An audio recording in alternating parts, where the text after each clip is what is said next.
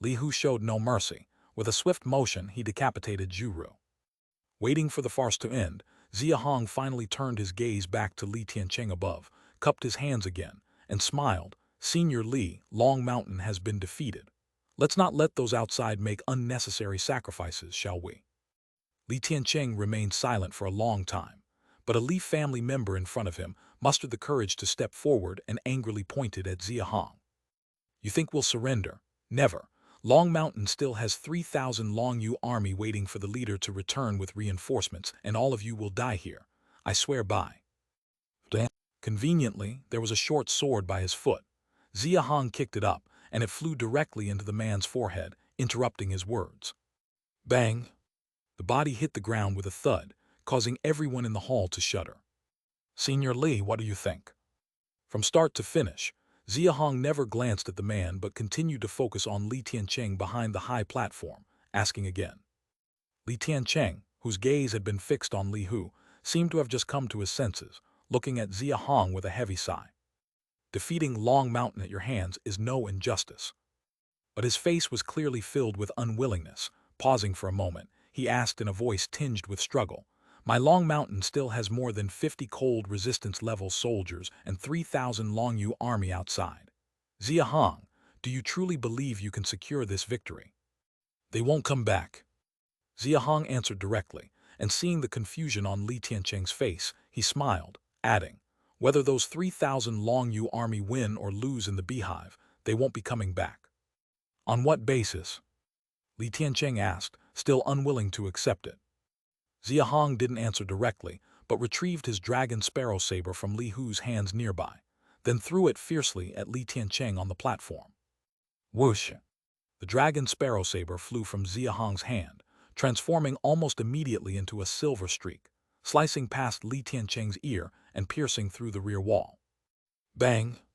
After the dragon sparrow saber pierced the wall, it was 2 or 3 breaths before it struck something, emitting a loud crash.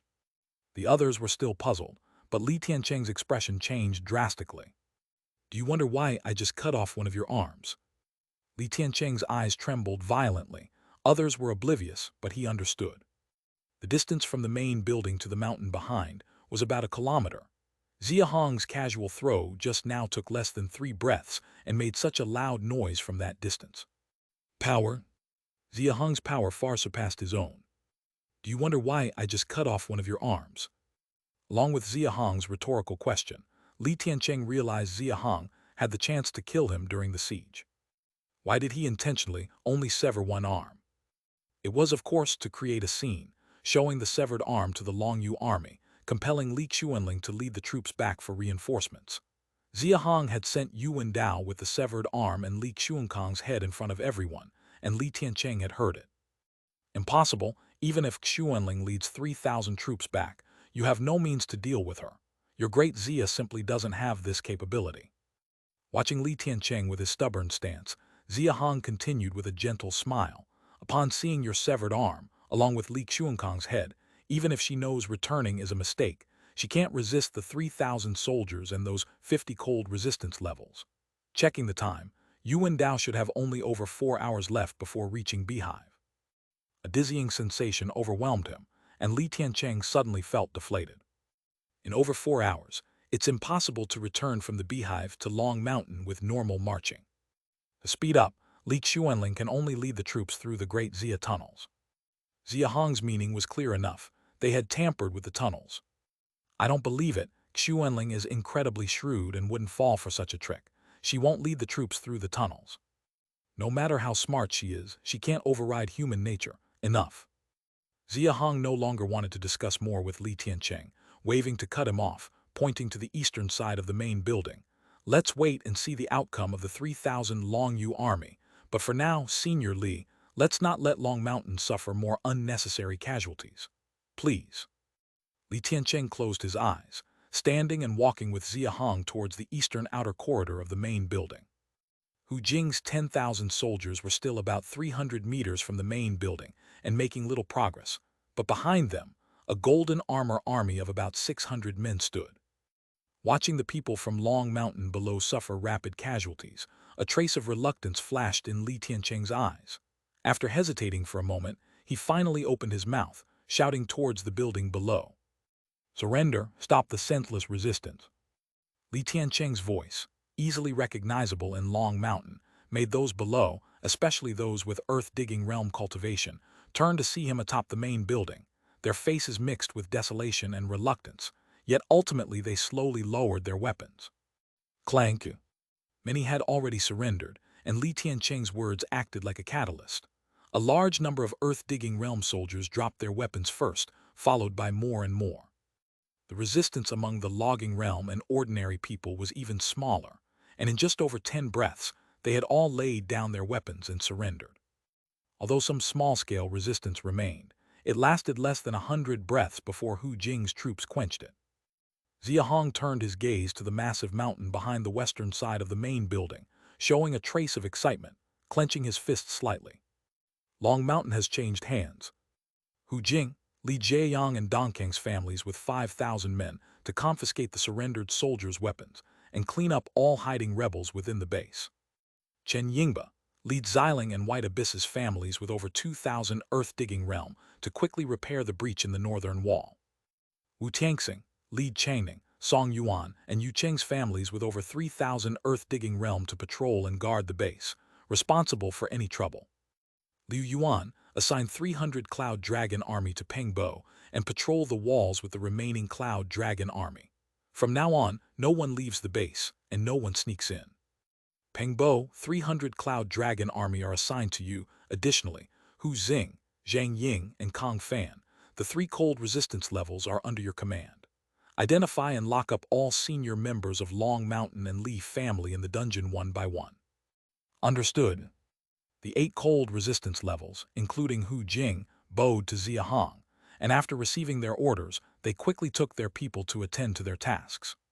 Chapter 760, Chapter 306, Helplessness, Shifting Loyalties, Total Annihilation and New Territory. Year 48 of Longyu, June 26. 4 more hours until daylight. What are we still thinking about? We can only go through here. Taking the tunnel gets us to Wushuang the fastest, then retracing our path to Song Yuan and back to Long Mountain, we might make it in 4 hours. To quickly reinforce Long Mountain, we can only take the tunnel. We only have 2,300 men left. Our marching speed is faster. Taking the tunnel can at least save half the time. We can't delay any longer, leader, let's go. Those advanced cold beasts have just left. If we don't take the tunnel now and march in the open, once they're onto us, the entire army will be doomed. We can't think anymore. Take the tunnel, leader. On the northwest side of Beehive, Li Xuanling stood at the tunnel entrance, hearing the urging behind her from several cold resistance level individuals. She clenched her delicate fist, her expression struggled, and for a long time did not give the order. Fourth, we can't delay any longer. There's not enough time. Let's go. With Li Xuanyan's final urging, Li Xuanling eventually helplessly gave the marching order but immediately supplemented. Xuanping, Xuanqiu, Xuanhong, Jiangping, Meng Ying, Cheng Guang, Song Kang. The 7 of you go first through the tunnel as scouts. Any problem, signal immediately. 6 heavily injured cold resistance level. Let the soldiers carry them. The remaining 36 cold resistance level.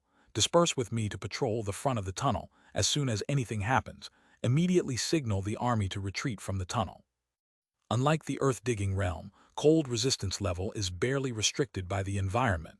If focused on the road, they can quickly return to Long Mountain. Naturally, no need to take the tunnel to speed up.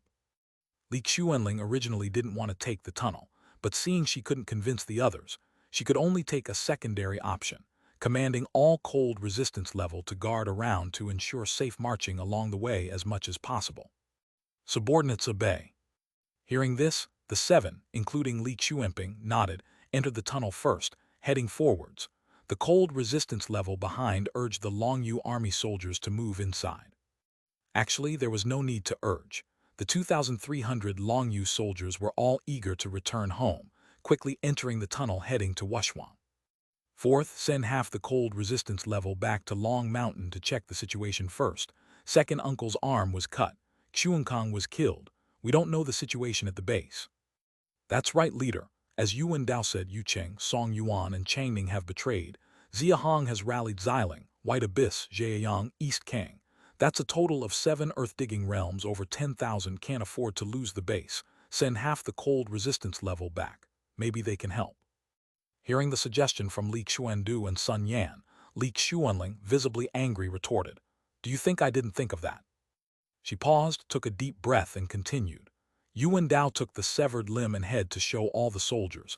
It's clearly forcing us to withdraw the army to reinforce Long Mountain. Since they calculated this, won't they make use of it? The situation right now is even more dangerous than when we were underground. Do you understand? Upon hearing this, their expressions stiffened, unable to speak for a moment. They weren't foolish. Once they were out of the ground, they quickly understood Yuan Dao's intention, but even understanding it, they were at a loss. Just like the 2,000 Longyu soldiers, their loved ones were also at the base. Just as the soldiers worried about their loved ones at the distant base, they too were concerned. Whether Xia Hong broke through Long Mountain or not is irrelevant.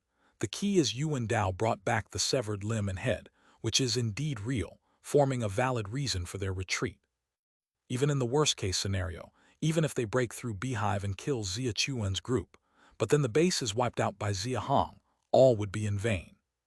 This is fundamentally the deep reason why Li Xuanling eventually agreed to retreat. I've already sent Yue Kaiyan and second brother back to Long Mountain to scout the situation. We can get a message back in an hour at this speed. Within this hour, let's ensure the safety of our march. If anything goes wrong, we'll be really. Hearing Li Xuanling's grave tone, Li Xuandu and Sun Yan exchanged a glance, showing some confusion on their faces.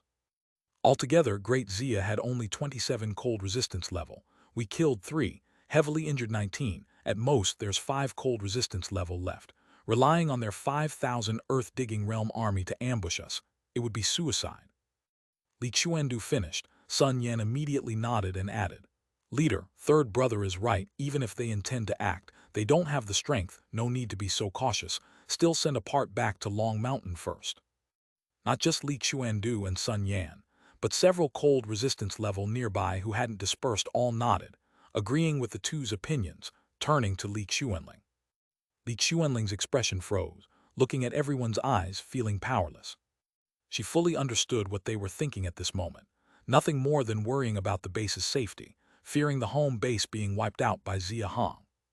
How could she not be worried? But the issue was she was clearer. If anything goes wrong now, the consequences would be unimaginable. No, listen to me. Before Yue Kaiyan returns with news from Long Mountain, no one is allowed to leave. Once we finish this Great Xia tunnel, I will immediately send out half the men back to Long Mountain. Li Xuanling didn't care about their pleading looks, directly asserting her authority. Seeing them wanting to speak, she directly interrupted. "No more arguing, quickly go guard the front." Everyone's faces were full of hesitation. Several people couldn't help but open their mouths, but seeing Li Xuanling already leading the way ahead, they held back. Chapter 761, Chapter 306, Helplessness, Shifting Loyalties, Total Annihilation and New Territory, Part 2. All right, listen to the leader and go ahead to keep watch. Although Li Xuandu did not agree, he still chose to uphold Li Xuanling's authority as leader, letting everyone else perform their duties. The tunnel is fast. We can reach Wushwang in 10 minutes, and once we get there, Wushwang will dispatch a group back to Long Mountain. Go. Everyone nodded and reluctantly dispersed towards the front of the tunnel. They're coming, it's people from Long Mountain. At 7 kilometers northwest of Beehive, on a snow hill, Chen Ying rushed from the south side and quietly warned the 3 figures hiding behind the snow hill. Who is coming? Soldier or cold resistance level? Could it be Li Xuanling? Behind the snow hill, Bai Wuding, Lin Fan, and Lu, he spoke up in succession to inquire. The 3 held broadswords like Chen Ying, each carrying a strong bow on their backs. It's cold resistance level. Li Xuanling is too shrewd. He has dispersed many cold resistance level individuals on either side of the straight path on alert. They're specifically guarding against us. Upon hearing Chen Ying's words, Bai Wuding's face immediately darkened. 5 days ago, on the night of July 1st, they had originally followed the 7,000 troops led by Yue Feng to garrison Beehive. But upon arrival, they received Xia Chuan's orders for Bai Wuding to lead the team of 4 to guard the straight path between Beehive and Wushwang. I've already ordered people to bury many torches on both sides of the straight path at the 7-kilometer, 14-kilometer, and endpoint locations. Starting tonight, If any large army is found on the straight path, you must immediately ignite the torches. This was Xia Chuan's order. The four, being veterans of the camp, understood the function of these small torches, immediately grasping Xia Chuan's intention. We've been squatting here for 5 days, ignoring all the noise at Beehive. Finally having caught something, we must not fail now. We need a plan. As Bai Wuding spoke, the other three heavily nodded in agreement. The cold resistance level folks from Long Mountain are too strong and too close, will surely be discovered.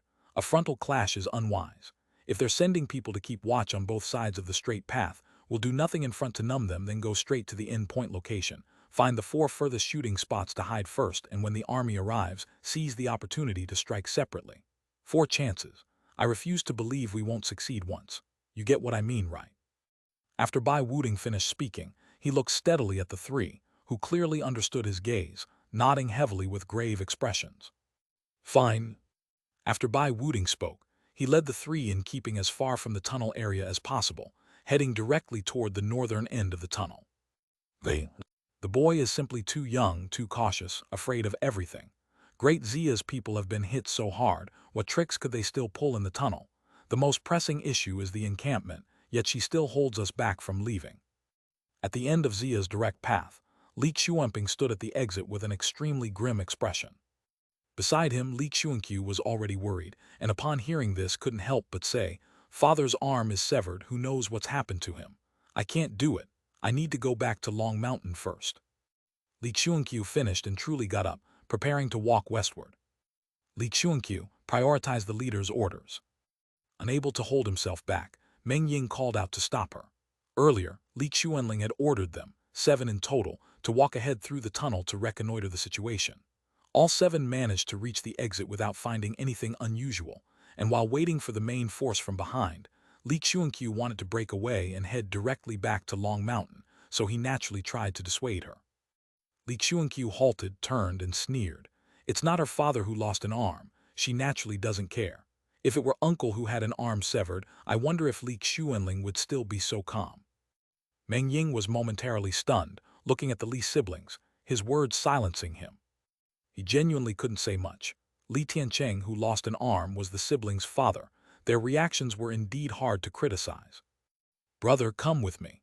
Let's go back to Long Mountain first. If father encounters any issues and we're delayed, we'll regret it forever." Standing in place with a fluctuating expression, Li Xuanping finally bit his lip and followed behind Li Xuanqiu, saying gruffly, "Let's go." Xuanping, without the leader's order you cannot leave." Seeing the 2 really taking steps away, Meng Ying's face instantly filled with urgency. But no matter how he called, the siblings wouldn't turn back, sprinting westward toward Long Mountain until only their backs remained. Let them go. Having 2 more people check on the encampment isn't a bad thing. Upon hearing Jiang Ping's words, Meng Ying's expression slightly froze, turning to find Li Xuanhong, Cheng Guang, and Song Kang all unresponsive. He no longer said much, continuing to keep watch with them. Meng Ying's wife and child were also in Long Mountain, and he worried about the encampment's safety. Seeing the siblings willing to bear the guilt of disobeying the leader to return to Long Mountain first, he rationally didn't approve, but was pleased with their decision. Clank, clank. Cold resistance level hearing is far superior to ordinary people. In just 100 or so breaths, the 5 heard the sounds of military movement within the tunnel, about 200 meters away, and their previously vigilant expressions immediately relaxed. "I told you nothing would happen. Even if Great Xia wants an ambush, they've no manpower to send. If Xia Chuan brought those 7,000 earth-digging realm soldiers here for an ambush, it'd save us quite a bit of trouble." Chapter 762, Chapter 306, Helplessness, Shifting Loyalties, Total Annihilation and New Territory Part 3.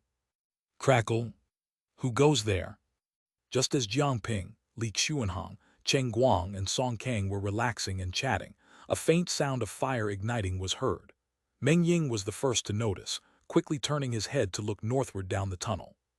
The other 4 immediately ceased talking and turned their heads northward. In the snowy night, over 200 meters away to the north, a flame suddenly burst into life. "Is there someone?" "There must be someone. Let's hurry and check it out." "Wait, don't all go. Jiang Ping, you go." Meng Ying furrowed his brow slightly, stopping the others, then indicated Jiang Ping should go alone. The remaining three nodded and stayed in place. Jiang Ping, holding a large knife, cautiously approached the flame alone. Soon, he was less than 100 meters away from the flame. Whoosh! At that moment, a black figure emerged from the snow behind the flame, raised a huge bow, and shot an arrow at Jiang Ping. Clang! Who's there courting death? Jiang Ping's roar immediately drew the attention of Meng Ying and the other four. There really is someone. Combat has started, let's help. 200 meters away, Jiang Ping swung his blade to deflect the iron arrow, then rushed forward to engage the attacker. Watching closely, Li Xuanhong and Cheng Guang, who were a bit impatient, rushed forward to help. Meng Ying and Song Kang stayed at the tunnel entrance, observing the situation. They noticed the man in black was quickly knocked back by Jiang Ping and fled northward before Li Xuanhong and Cheng Guang could reach him, eyebrows furrowing deeply. Something's wrong, Xuanhong, Cheng Guang, get back quickly. Whoosh! Suddenly, from over 200 meters to the southwest, came another iron arrow. The arrow was clearly tied with some flammable substance, igniting in midair, but its target was Meng Ying or Song Kang. Instead, it was the snow at the far ends of the tunnel. Xuanhong, Cheng Guang quickly returned. Interrupted, Meng Ying reacted extremely quickly, calling the two back, then ignoring the archer. He slashed away the incoming iron arrow before chasing after the archer. As the black-clad man fled northward, Li Xuanhong and Cheng Guang had already realized something was amiss, but by then they were over 100 meters from the tunnel entrance. The speed at cold resistance level is fast, but that depends on comparison. Whoosh! From the northwest came another iron arrow, blazing with a flame. Clang!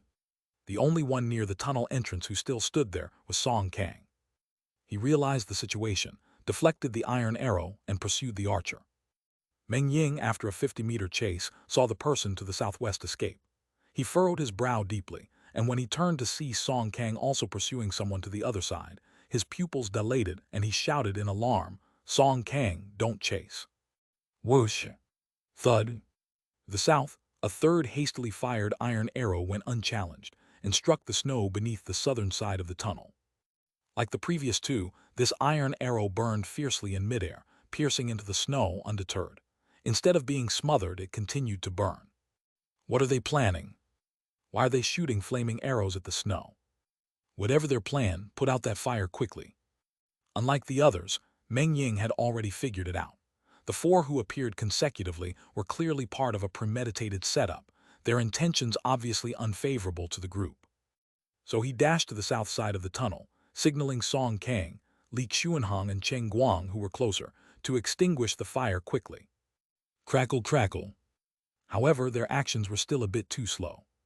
Or perhaps whatever was buried on the south side of the tunnel was too easy to ignite. The sound of faint crackling made the four freeze momentarily. Boom! A raging fire suddenly erupted from the snow that had just been hit, consuming the tunnel's exit in an instant and spreading northward for over 100 meters. Boom!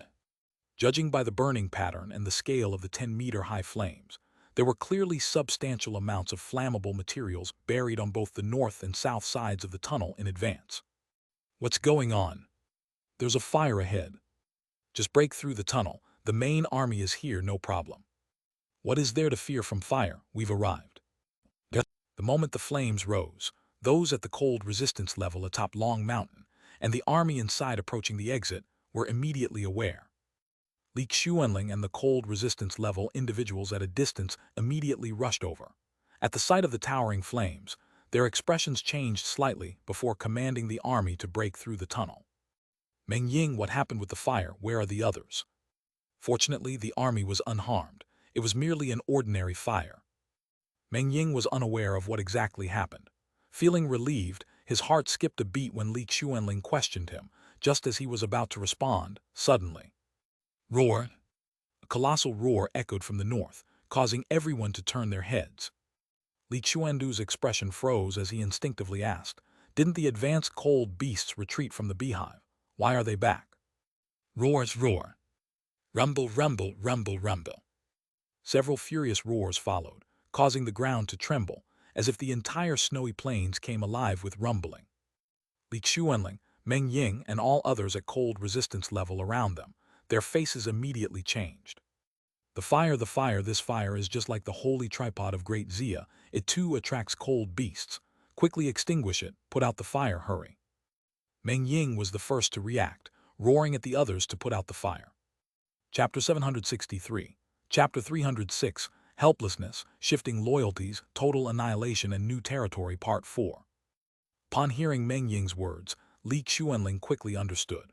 Her face changed dramatically, looking at the cold resistance level who had already started trying to put out the fire. Her expression instantly turned extremely grim, and she sternly shouted, "It's impossible to extinguish. Quickly lead the army into the Wushuang camp, hurry." Great Xia not only buried flammable materials on both sides of the tunnel, but they also spread them 50 to 60 meters on either side, so at this moment, the flames had spread over 100 meters. Trying to extinguish it in a short time was impossible. The key was the ground's vibrations, which were growing more and more intense. "Run, run!" Li Xuanling turned and shouted urgently to the army. Bang, bang, bang, bang.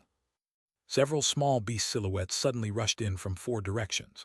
Even though it was nighttime, the firelight at the tunnel exit was too bright, and more than 40 cold resistance levels of the Long Mountain, including some Longyu soldiers who had just broken through the tunnel, saw it all clearly.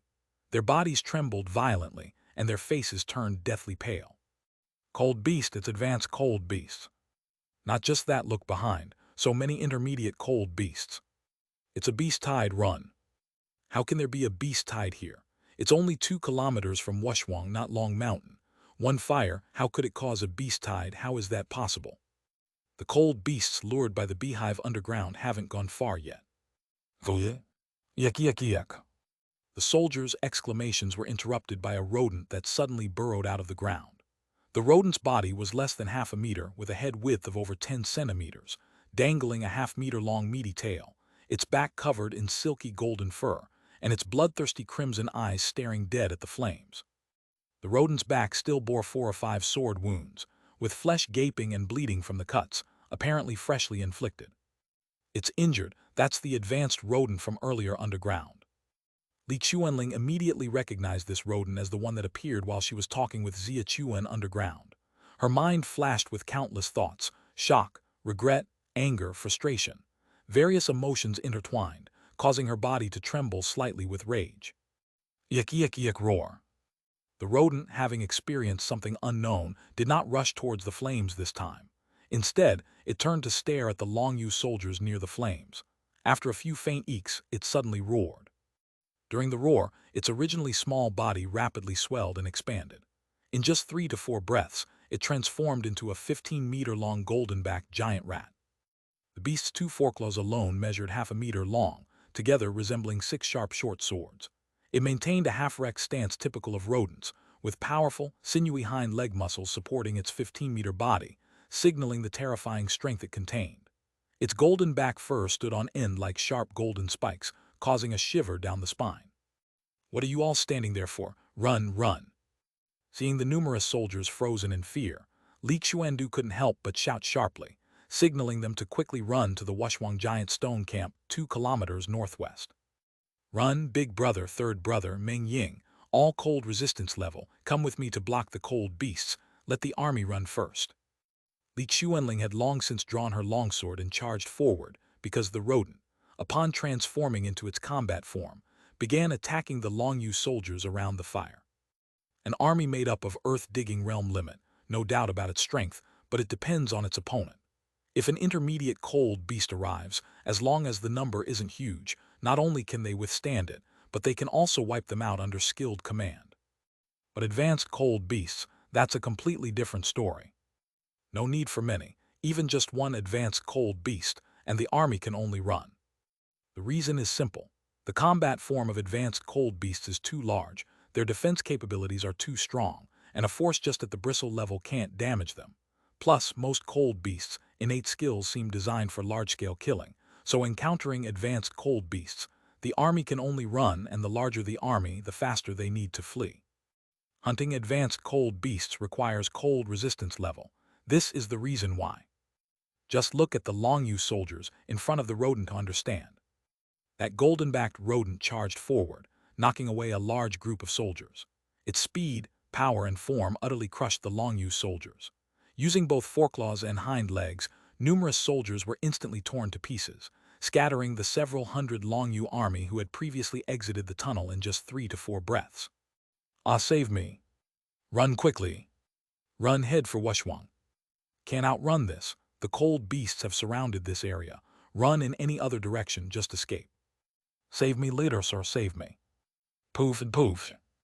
In an instant, the entire tunnel exit was in utter chaos, with the dispersed Longyu soldiers like headless flies, cries for help, wails and screams filling the surroundings. Coupled with the raging flames, the scene was completely out of control. Whoosh and whoosh. Though Li Xuanyan, along with a few cold resistance levels, rushed to intercept, the rodent, having gone through unknown experiences, harbored intense killing intent towards them. Even blocked by cold resistance levels, blood light shot from its eyes continuously, slaughtering the soldiers below. This rodent has gone mad, doesn't it just want the fire? Why is it killing people? No good, fourth brother, we can't hold it. Half of the people in the tunnel still can't get out. The surrounding advanced cold beasts have surrounded everything, and there's a big wave of intermediate and lower cold beasts behind. Chapter 764, Chapter 306, Helplessness, Shifting Loyalties, Total Annihilation and New Territory, Part 5. The fire is getting bigger, leader. Leader? It's over, it's over, it's over. Li Xuanling watched the Longyu soldiers being massacred at the tunnel exit, tears constantly rolling down her cheeks, her expression extremely bleak. She seemed unable to hear the shouts of Meng Ying, Cheng Guang, and others, only murmuring softly that it was over.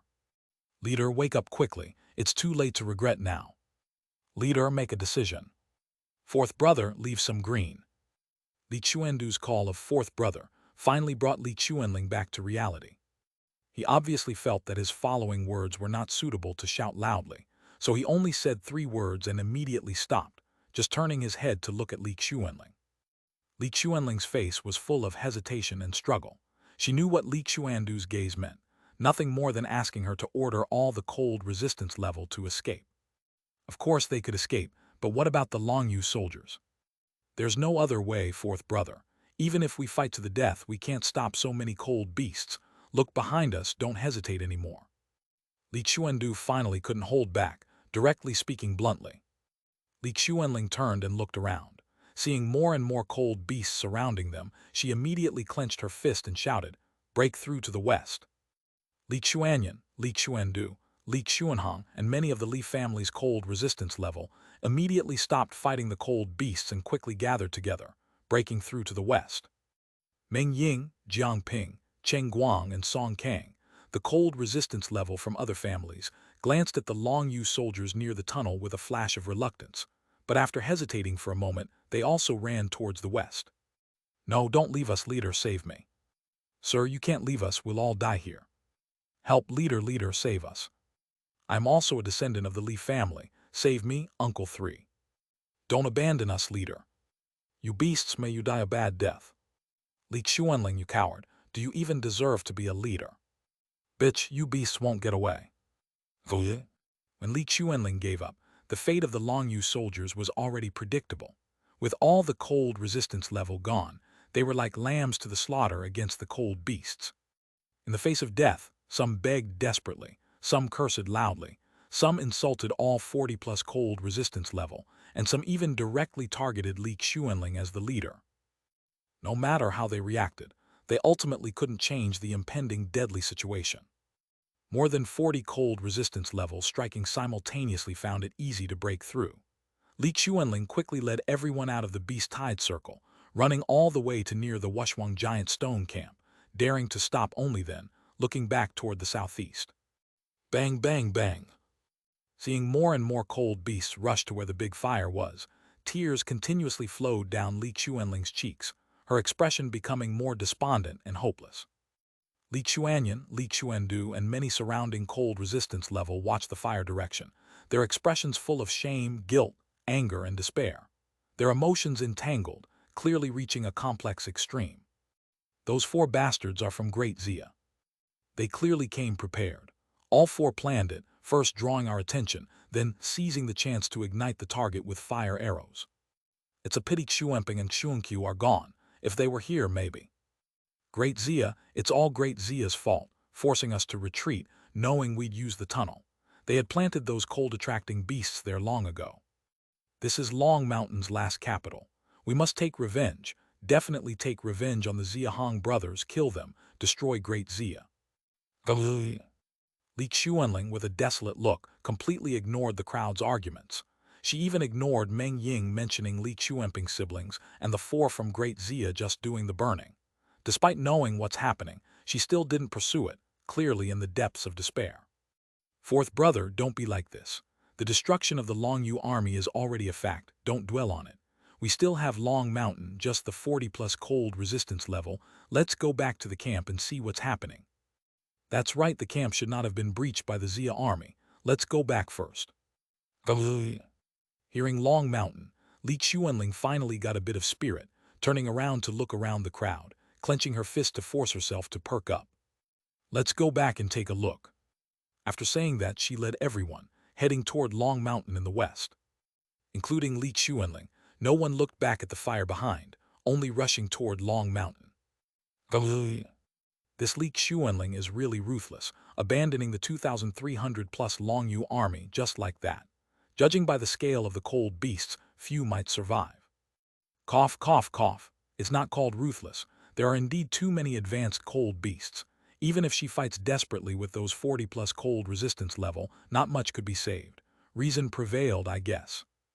On a snow hill 5 kilometers east of the fire, hearing Yuan Dao's joke, Xia Chuan lightly coughed twice and smiled, speaking up for Li Xuanling. Yuan Dao shook his head and said, "This Li Xuanling is smart but a bit too rational. I remember she's done this twice already. Such a leader, it's no surprise if Long Mountain loyalty wanes. It's just a pity for those 2,000+ Long Yu soldiers. They were all good seedlings at the earth-digging realm limit. Tusk, tusk. Cough." Chapter 765. Chapter 306. Helplessness, Shifting Loyalties, Total Annihilation and New Territory, Part 6. Next to him, Chen Yingyuan couldn't help but speak. His injuries were no lighter than Xia Chuan's, and his movements were similarly sluggish. The seedlings of Long Mountain, no matter how good, are of no use to us. They killed more than 2,000 of our brothers underground, and now it's considered payback. No grievance. A hint of coldness flashed in Xia Chuan's eyes. Then he turned his gaze away from the blazing fire, looking at the row of people standing behind him, his face full of joy. On Snow Hill, not only the 3 of them, but almost all of the cold resistance level operatives from Great Xia's hive were present, and the 4 who had just started the fire, including Bai Wuting, were also there. The last assets of Long Mountain have been completely wiped out in one swoop. You 4 have made a great contribution. When I meet with the leader, I will certainly commend you. Thank you, Minister. Bai Wuting and the other 3 immediately bowed, unable to conceal their excitement. This time, their achievements were indeed significant, though the price paid was not small either. Lin Fan, who first ignited the flames on the north side to attract the attention of the 5 from Long Mountain, had his right arm chopped off by Jiang Ping. Fortunately, the fire eventually dared not pursue him further. Otherwise, he would have surely lost his life. Xia Chuan turned to look at Lin Fan's empty sleeve on the left, a slight movement in his expression. "Don't worry, Lin Fan, my puppet silk thread should be able to reconnect severed limbs. I've been experimenting on Qi-Ching recently. Keep your severed limb safe, and I'll notify you first when it's possible." Lin Fan's right arm had been severed. His expression was gloomy, clearly sapped of spirit. But upon hearing Xia Chuan's words, he suddenly looked up, his eyes instantly filled with hope again. Xia Chuan was not deceiving him. Qi-Ching was Xi Ping's father, the previous leader of Dashi camp. His entire body's meridians had been pierced by the strings of the wood puppet monster, rendering him a cripple, unable to cultivate. On one hand, it was due to Xi Ping's incessant pleading. On the other hand, it was Xia Chuan's own experimentation. Since the strings could connect and control puppets, he wanted to see if they could reconnect meridians, so he had been using Qi-Ching for testing. Qi-Ching wanted to restore his body, so he cooperated fully. Xia Chuan wasn't just comforting Lin Fan. There had indeed been some progress recently, which is why he said so. All right then, since the Long Yu army is gone, there's no need for us to rush out of the hive. This beast tide won't last long. Let's return and reorganize the army. Everyone's spirits slightly lifted upon hearing these words. They had all learned from Yuan Dao about Xia Hong leading his army to break through Long Mountain, so they immediately realized why Xia Chuan was reorganizing the army.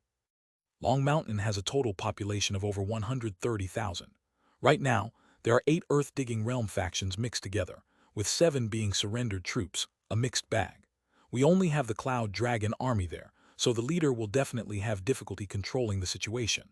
Tomorrow night at dusk, I will personally lead the 6,000 people from the hive to set off for Long Mountain to assist the leader.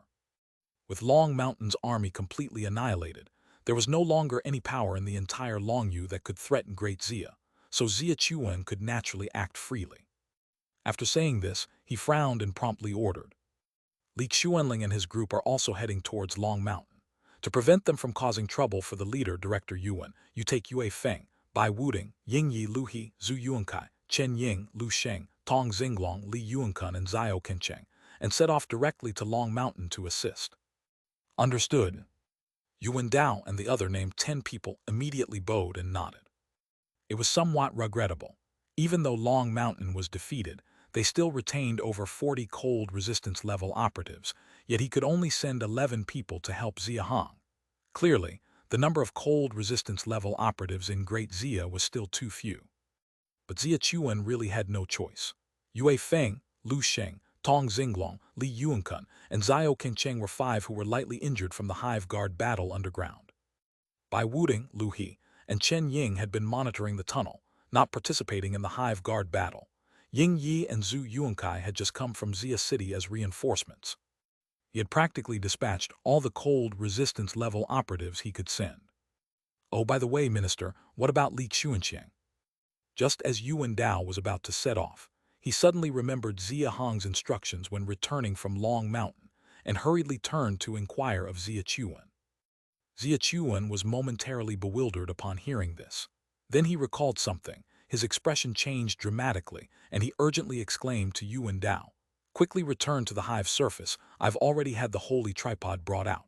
You 11 hurry and send the holy tripod to Long Mountain. The leader might be in danger." Ever since the holy tripod ignited underground in the hive, Li Xuanxiang seemed to have vanished. Xia Chuan only now realized that he hadn't shown up for a long time, and among the group Li Xuanling had fled with earlier, he didn't seem to be present either. It was confirmed that Li Xuanxiang was controlled by the White Dugu. Most likely, its only fear was the holy tripod. Knowing the holy tripod was hidden at the hive, it's not hard to guess what it might do. Yuan Dao had also realized. With a changed expression, he swiftly led Yue Feng and the others towards the hive, preparing to transport the holy tripod to Long Mountain. The leader is so powerful, nothing will happen to him. That White Dugu couldn't even destroy us. Against the leader, dream on. The leader's strength is unparalleled, Minister. There's no need to worry. Yuan Cheng and others, noticing the concern on Xia Chuan's face, started to comfort him. It's not merely comfort. Judging from the confident tone of Yuan Cheng and others, it's evident they genuinely believed that Xia Hong was in no danger. Hearing everyone's words, and recalling the strength Xia Hong had displayed in previous battles, Xia Chuan's tense mood immediately relaxed a lot. Indeed, that White Dugu was helpless against us underground in the hive. Attacking my brother is courting death. After saying this, Xia Chuan waved his hand and said, "All right, I'm going to reorganize the army. You all should focus on healing. Before nightfall tomorrow, if your injuries have recovered well, you can join me in heading to Long Mountain and see the new territory our leader has conquered." Upon hearing this, Yuan Cheng and the others immediately looked invigorated. New territory, and it's not just Long Mountain. According to the news Yuan Dao brought back, the Zhejiang, White Abyss, Xiling, and East Kang families had all surrendered, and the Yucheng's 3 families had rebelled. Now the only remaining one, Long Mountain, was on the brink of collapse, aside from Li Xuanling and those defeated remnants. This meant that the entire Longyu had basically become Great Xia's territory. Over 13,000 square kilometers. This is the new territory. Chapter 766, Chapter 307, Silver Mine News. Mutinies abound. Long Mountain doesn't have a silver mine. How is that possible? In the warehouse on the west side of the Long Mountain camp, Xia Hong held an account book in his hand, looking at Peng Bo with a face full of shock. Seeing the shock on Xia Hong's face, Peng Bo was stunned for a moment but quickly realized that Xia Hong must have misunderstood something. He nodded and explained, "Leader, silver mines are extremely rare, so it's normal for Long Mountain not to have one." Without a silver mine, where did Li Xuanling's sword, this Yanhin, and the silver used by Long Mountain to save people during the Dewdrop Plague outbreak come from? Xia Hong specifically showcased the silver ghost head great saber at his waist. It was Li Tiancheng's saber named Yanhin, and after Li Tiancheng laid down his weapons and surrendered, the Yanhin blade naturally ended up in his hands. Not just the Yanhin blade, he had seen many silver weapons in Longyu. Hu Hu's silver-coiled dragon pattern long stick, Li Xuanling's silver longsword, Hu Tong's silver eight-sided giant hammer. Without a silver mine, where did these weapons all come from? You don't think this Yanhin blade is made of pure silver, do you? Xia Hong's expression froze, his face full of confusion. This Yanhin blade weighs at least 20,000 pounds. If it were made of pure silver, it would probably empty out the entire Long Mountain. It is silver-clad iron, with 10,000 forging-level iron as the main material, just wrapped with a layer of silver outside. Of course, even the layer of silver isn't light.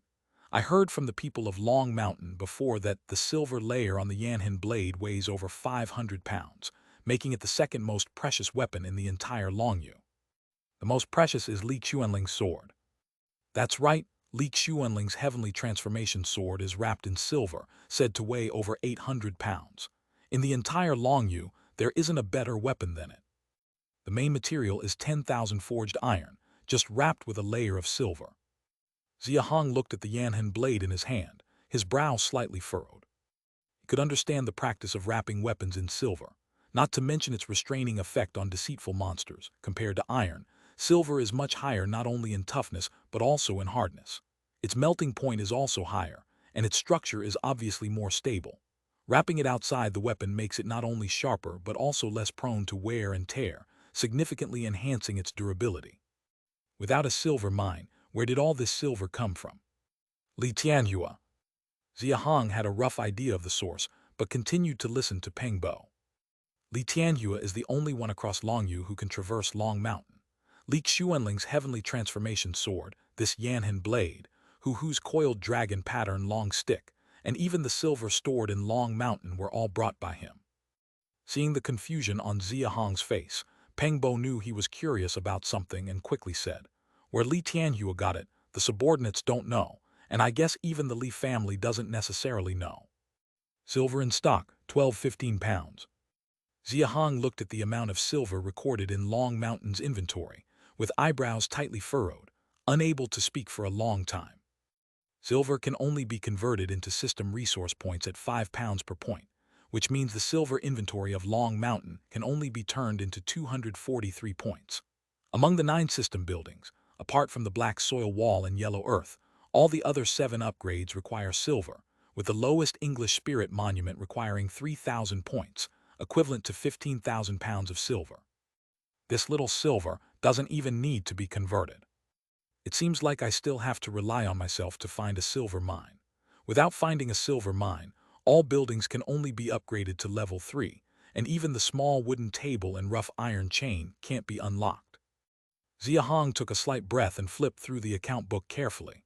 No matter how surprising the figures of the iron, coal, beast meat, beast skin, beast blood, and other resources in Long Mountain's inventory were, he lost interest. Regarding the collapse of Long Mountain, the former overlord Peng Bo's reaction was noticeably excited. He hadn't noticed Xia Hong's lack of interest as he excitedly said from the side, "Long Mountain was too rich. Just the iron mines had 12, with 5 not yet being excavated. Coal mines had 21. Xia Hong didn't interrupt him. Defeating Long Mountain indeed meant a lot to the old people of Longyu. Peng Bo's excitement was understandable. Not just Peng Bo, last night he saw Hu Jing, Dong Zhang, Yu Bin, Wu Ningyuan, and other cold resistance levels in Longyu had strong reactions as well, obviously harboring long-time grievances against Long Mountain. After Peng Bo had finished talking about all the important industries of Long Mountain, he finally noticed Xia Hong's gloomy face, realized it was about the silver mine earlier, and said with a strange expression, "Not to mention finding it, even if we find one, it's very difficult to use manpower for mining. Doesn't the leader know this?" Xia Hong's expression froze, immediately asking, "What's going on?" Seeing Xia Hong's reaction, Peng Bo realized instantly that his leader, though powerful, was only in his early 20s. Besides, the rise of the Great Xia camp has only been less than 2 years now. Not to mention silver mines, it's indeed normal that Xia Hong doesn't know about many other things. The leader knows Zhu Yinhua right.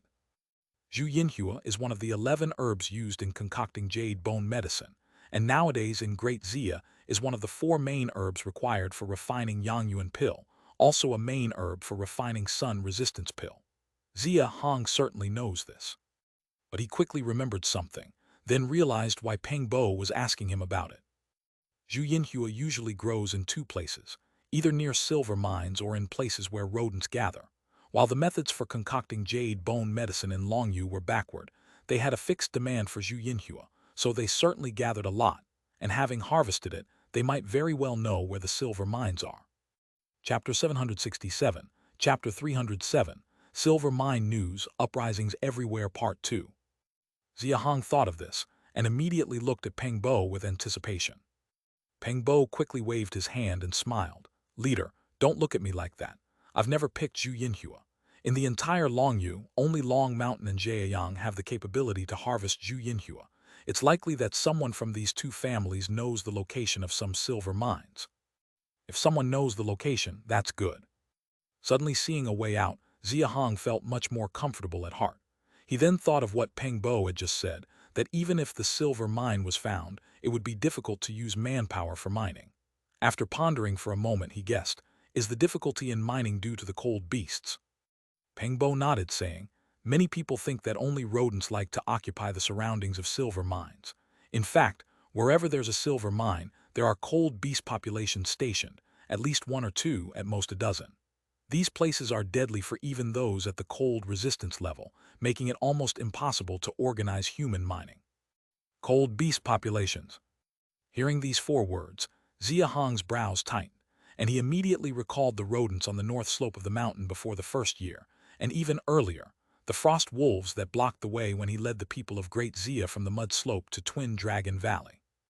Until now, Great Xia had only encountered cold beast populations twice, but both times they brought considerable damage to the camp, proving that solitary cold beasts and systematic cold beast populations are entirely different concepts.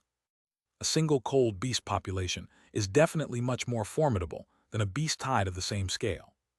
The reason is simple. Judging from the 2 previous encounters, systematic cold beast populations have leaders commanding, adults charging, specialized scouts, and a rear guard holding the formation, almost indistinguishable from a human camp.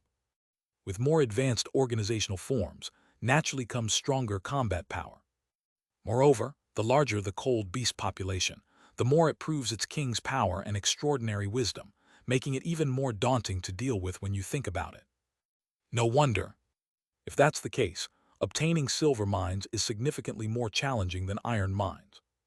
It was only now that Xia Hong realized and suppressed his desire for silver mines, then looked up at Peng Bo with a curious expression and asked, "How do you know so much?"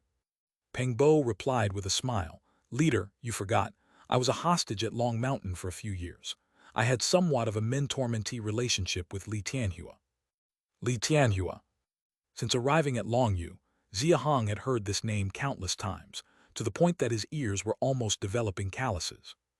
Recalling Li Tianhua's departure from Longyu, he felt both relieved and regretful. If Li Tianhua were present, he could never have taken Longyu so quickly. Most likely, he would have had to hide and develop at Redwood Ridge for a few years before extending his influence into Longyu. Regret purely due to curiosity about Li Tianhua. Looking at the entire development trajectory of Longyu, over 200 camps eventually merged into 11, followed by the formation of the Longyu Alliance, with Long Mountain nominally ruling Longyu, all primarily facilitated by Li Tianhua. In fact, if not for Great Xia's sudden intervention, it was only a matter of time for Long Mountain to unify the whole of Longyu with the foundation Li Tianhua left behind. According to Hu, even at the peak of cold resistance, his strength was already 64 Zu, making his power almost unrivaled across Longyu. Such a legendary figure, whose mind, foresight, talent, and strength have no discernible flaws, naturally aroused Xia Hong's curiosity. Moreover, he hasn't encountered many evenly matched opponents for a long time. Nor should others be underestimated. Li Tianyu's last appearance was in Longyu 45 years ago. He probably left Long Mountain more than 3 years ago. If he's not dead now, he might have broken through to the visible Yang realm. If he comes back now and if we can't deal with him, it would be disastrous. Xia Hong shook his head and was about to speak with Peng Bo when he suddenly saw Wu Tianxing and Hu Xing enter with angry expressions, one after the other. Report to the leader, there's unrest in the garrison again. As soon as Wu Tianxing finished speaking, Hu Xing followed quickly. The prison is also in chaos. The Li family's descendants refuse to settle down. Every few minutes, someone breaks open the prison door and riots. Just now, a Li family member at the earth-digging realm limit managed to persuade over 40 people to join him in sneaking into a secret passage to escape. If it weren't for the secret post in the prison discovering and reporting it in time, they would have escaped. Hearing the report from the two, Xia Hong's brow furrowed sharply. He first looked at Peng Bo and asked, I just asked you to round up the Li family descendants and lock them in the prison. Didn't you confiscate their weapons? Just now, he had given orders to all those at the cold resistance level, assigning Peng Bo to lead Hu Xing, Zhang Ying, and Kong Fan, along with 300 Cloud Dragon Army, to imprison the top brass of Long Mountain and the Li family descendants in the prison. If there were problems, he naturally had to look to Peng Bo. Peng Bo was evidently aware of the prison unrest, and with a look of helplessness he said, Leader, you don't understand. These Li family descendants are very familiar with the garrison's layout, knowing clearly where the weapons and secret passageways are in the prison. We can't guard against them at all. If it weren't for Commander Liu's advice to plant secret posts among the prisoners, the prison would have been chaotic long ago. Xia Hong furrowed his brow, raised his head and looked at Hu Xing. No one was killed. Hu Xing also looked helpless and replied, We have killed many. The prison rioted 3 times in total, and we have killed at least 70 people, but they seem fearless and refuse to settle down. After hearing this, Xia Hong furrowed his brows even tighter and then turned his head to look at Wu Tianxing. Chapter 768, Chapter 307, Silver Mine News, Uprisings Everywhere Part 3. Wu Tianxing hastily cupped his hands and replied, This time it's in the South District with a total of over 700 people involved. The main culprit is surnamed Song, called Song Ning, a nephew of Song Kang, one of the Longshan 8 Great Vajra. Were they killed? He, along with 37 other main culprits involved in the riot, were all killed, but I don't think it does any good. There will surely be more riots afterward. Upon hearing this, Xia Hong's face immediately darkened. The dungeon is only so big. Long Mountain has a population of 130,000. During the siege in the first half of the night, not everyone resisted, so Xia Hong naturally couldn't imprison everyone. At the moment, besides the earth-digging realm of Long Mountain and all the Li family members, there were at least 70 to 80,000 people left in the camp. Among these people, quite a few are loyal supporters of the Li family. Worried they might cause trouble, Xia Hong had Wu Tianxing lead over 3,000 earth-digging realm soldiers to patrol various areas of the camp. However, he clearly underestimated the number of Li family loyalists.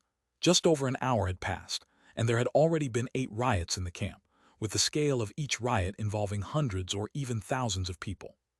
This was already the 9th time Wu Tianxing had come to report the riot situation to him. Don't underestimate these riots. Even if in the logging realm they possess a basic strength of over 5,000 pounds, if the scale of the riots expands to 10,000 or even tens of thousands, it will be very hard to control. It may very well reignite conflict, leading to massive casualties again. The people causing the riots obviously aren't afraid to die. Killing them doesn't seem to deter at all. Moreover, conquering Long Mountain was for the population. Killing too many not only misses the point, but is also detrimental to Great Xia's future governance. Hu Jing is still leading men to search for hidden rebels in the camp. Chen Yingba and his 2,000 people are repairing the gap in the northern city wall.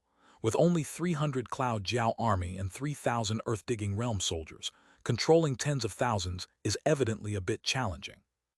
Xia Hong stood in place contemplating for a long time. A cold gleam flashed in his eyes, just about to speak when Liu Yuan hurriedly ran in. Leader, there's a major riot in the North District. Someone called Cheng Yu is gathering a large group heading west, seemingly aiming for the dungeon, with more and more people joining along the way. It has reached over 6,000 now. Over 6,000 people revolting. Without a second thought, Xia Hong immediately led the charge outside. Liu Yuan quickly followed at his side, with Peng Bo and others in close pursuit. I was patrolling the city wall and informed Hu Jing as soon as I noticed the situation.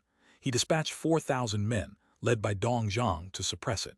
Unfortunately, they were a bit slow. By the time they arrived, the crowd had already grown to over 6,000. Even the Cloud Jiao army couldn't hold them back, so I had no choice but to seek the leader's decision.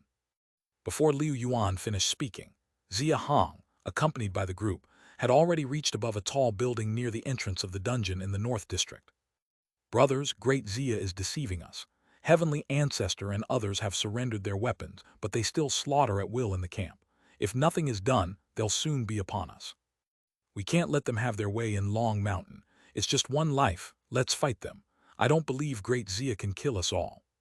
If Heavenly Ancestor isn't released to uphold justice, we'll fight Great Xia to the end. Break into the dungeon and release the Ancestor and others. That's our only way to survive. Oh yeah? Just now Liu Yuan said there were only 6,000 people, but clearly it's more. Near the entrance to the western dungeon, at least 15,000 people are densely gathered, most of them fit and strong youths, fervently clashing against the wall of 600 Cloud Jiao army and over 4,000 earth-digging realm soldiers. With the sporadic incitement and heckling, the crowd charged more frequently and violently. It seemed a clash with the over 4,000 guards outside the dungeon entrance was imminent. All of you stop right there. If you don't, I'll order the army to start killing. Dong Zhang's voice was loud, but how could it compare to over 10,000 people? Go on then if you dare kill us all. Long Mountain is our home. We won't let Xia dogs take it. Heavenly Ancestor and the others have surrendered, so why are they still imprisoned? Why is Great Xia killing at will in our camp? Release Heavenly Ancestor. Release Heavenly Ancestor. Release Heavenly Ancestor. Oh yeah? Instead of quelling the angry crowd, Dong Zhang's words only escalated tensions, making the 15,000 people even more frenzied. Leader, if this doesn't work, let's have the brothers take action. Watching the crowd continue to assault the dungeon, Liu Yuan could hardly restrain himself, eyes filled with fierce determination, directly suggesting to Xia Hong. Even though there are over 15,000 people rioting, almost 99% are ordinary people, with less than 300 in the earth-digging realm, and few have weapons. The rest are virtually unarmed. The 600 Cloud Jiao army and over 4,000 soldiers guarding the dungeon entrance could easily scatter, or even kill them all if they were to fight. But the problem is, what happens after they're killed? Xia Hong directly waved off Liu Yuan's suggestion. If they directly start killing, the over 7,000 earth-digging realm in the dungeon and the remaining tens of thousands in the camp, even if brought under Great Xia's control, would be a perpetual danger. Clearly, those who instigated the riot banked on this, knowing Great Xia wouldn't dare order a massacre. Xia Hong scanned the rioting crowd, his expression slightly tense, then asked Liu Yuan, "Do you know who initially stirred up this revolt?" Liu Yuan immediately shook his head and said, "It happened too fast, we couldn't find out." Upon hearing this, a shadow flashed across Xia Hong's eyes. He then leaped, heading directly toward the dungeon entrance. Boom! Xia Hong intentionally added more force to his feet. Even from a mere 10 meters, the ground within a few hundred meters shook a bit upon his landing. The crowd assaulting the guards wobbled momentarily. As they finally stabilized, they looked up at Xia Hong in his black attire, falling silent immediately. That's the one who bent the city wall last night. He's the one who cut off Heavenly Ancestor's left arm. Isn't that the Great Xia leader? Yes, it's Xia Hong, the most powerful person in Great Xia. Was the ground shaking just now his doing? Oh yeah? I don't know how many of you are leading this, but I can give these people a chance to step out and present your demands in front of everyone. As long as they're reasonable, I'll accede. But dare to charge again and... After Xia Hong suddenly said this, he paused and motioned subtly to Dong Zhang and Liu Yuan behind him with his eyes. Prepare. Prepare. The two understood, giving a shout to the 4,000 earth-digging realm and over 600 Cloud Jiao army soldiers to prepare. Shua shua shua. Upon hearing this, the soldiers all drew their weapons, their gazes towards the over 15,000 rioters becoming sharply focused. At this moment, Xia Hong spoke again, but compared to before, his voice was much lower, carrying clear intent to kill. For every charge, I'll kill 1/10 of you until you're too afraid to advance. so think carefully about what you want to say or do next. As Xia Hong finished speaking, the scene instantly fell into a dead silence. Everyone looked up at him, not a single person daring to speak. After several dozen breaths, voices finally emerged from the crowd. "I'll go.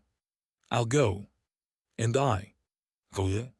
Upon hearing 5 consecutive voices, Xia Hong's eyes slightly narrowed. He nodded slowly towards the crowd and smiled.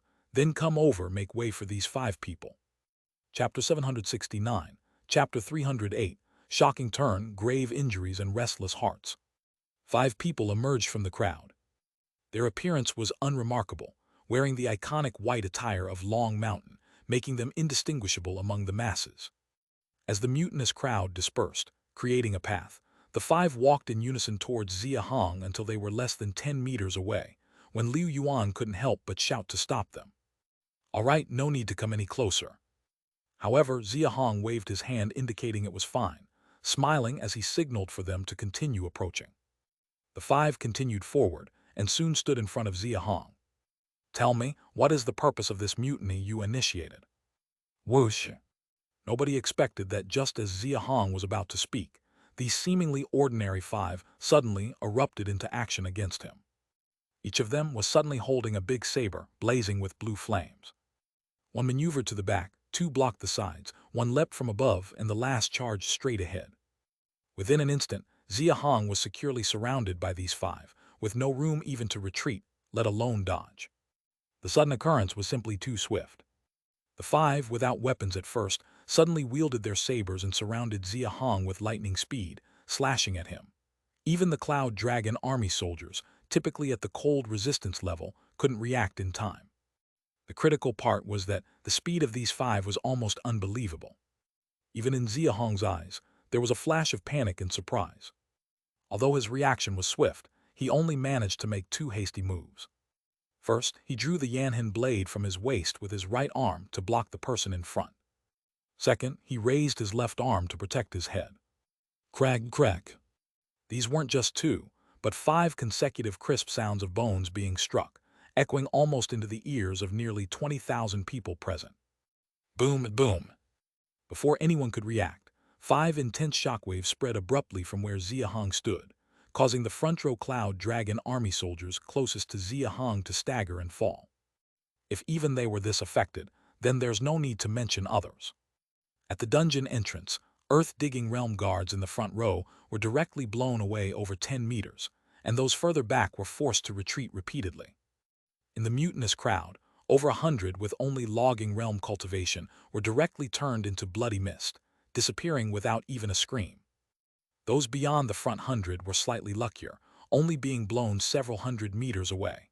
But judging by the loud noise when they hit the ground, those who aren't killed would likely peel from their bones, ending badly injured, which might even be considered fortunate. Centered on Xia Hong, a nearly 500-meter vacuum zone was forcibly created in the mutinous crowd on the east side. The shockwaves produced when the 5 sabers struck Xia Hong had such power, which showcased the strength of these 5. Assassins, there are assassins, save the leader. Liu Yuan was the first among everyone to react. Seeing 4 columns of blood gushing from the center of Xia Hong, he was instantly filled with rage and panic, rushing forward while also shouting to alert others. Save the leader, hurry up and save the leader. There are assassins, protect the leader. Protect the leader. Go. After Liu Yuan, it was over 600 Cloud Dragon army soldiers, followed by Peng Bo. Wu Tianxing and Dong Zhang, as well as Hu Xing, hesitated for a moment before joining the advance. But the more than 4,000 earth-digging realm soldiers stationed near the dungeon entrance were all too scared to rush forward, all retreating. The 5 with the fastest speed at the cold resistance level naturally reached Xia Hong first. However, even they couldn't get close to Xia Hong. The 5 assassins targeting Xia Hong didn't even have their sabers drawn, waiting for Liu Yuan's group to strike with their weapons. They slightly shook, and then kicked out directly at them. Bang! Even Peng Bo, with nearly 10 horsepower basic strength, was kicked dozens of meters away, not to mention the weaker Liu Yuan and Hu Xing, whose abdomens caved in or even broke open, flying over 100 meters away. Hedia! Just as the blue flame sabers appeared, the 5's aura transformed. Accompanied by sharp, frenzied laughter, the blue flames spread from their sabers to their bodies, and their faces completely changed. Yue Kaian Song Kang Cheng Guang Han Jiulai. Trapped in the center by 5 blue flame sabers, Xia Hong was pale, his face showing clear signs of decline, but after quickly glancing at the 5, he instantly recognized 4 of them. They were the ones who survived death from Yangyuan Peak, so that last one must be Wu Lin. Guessing the identity of the last person, Xia Hong wasted no words, glancing over the front row people who had been blown away. He quickly recovered the Yanhan blade, lunging his body to the right while reverse gripping the blade to slash upwards fiercely. In the initial collective assault from the 5, he only guarded against Song Kang on the left side. The 4 blood columns Liu Yuan saw came from the combined efforts of Han Jiulai above, Yue Kaiyan in front, Cheng Guang behind, and Wu Lin on the right side.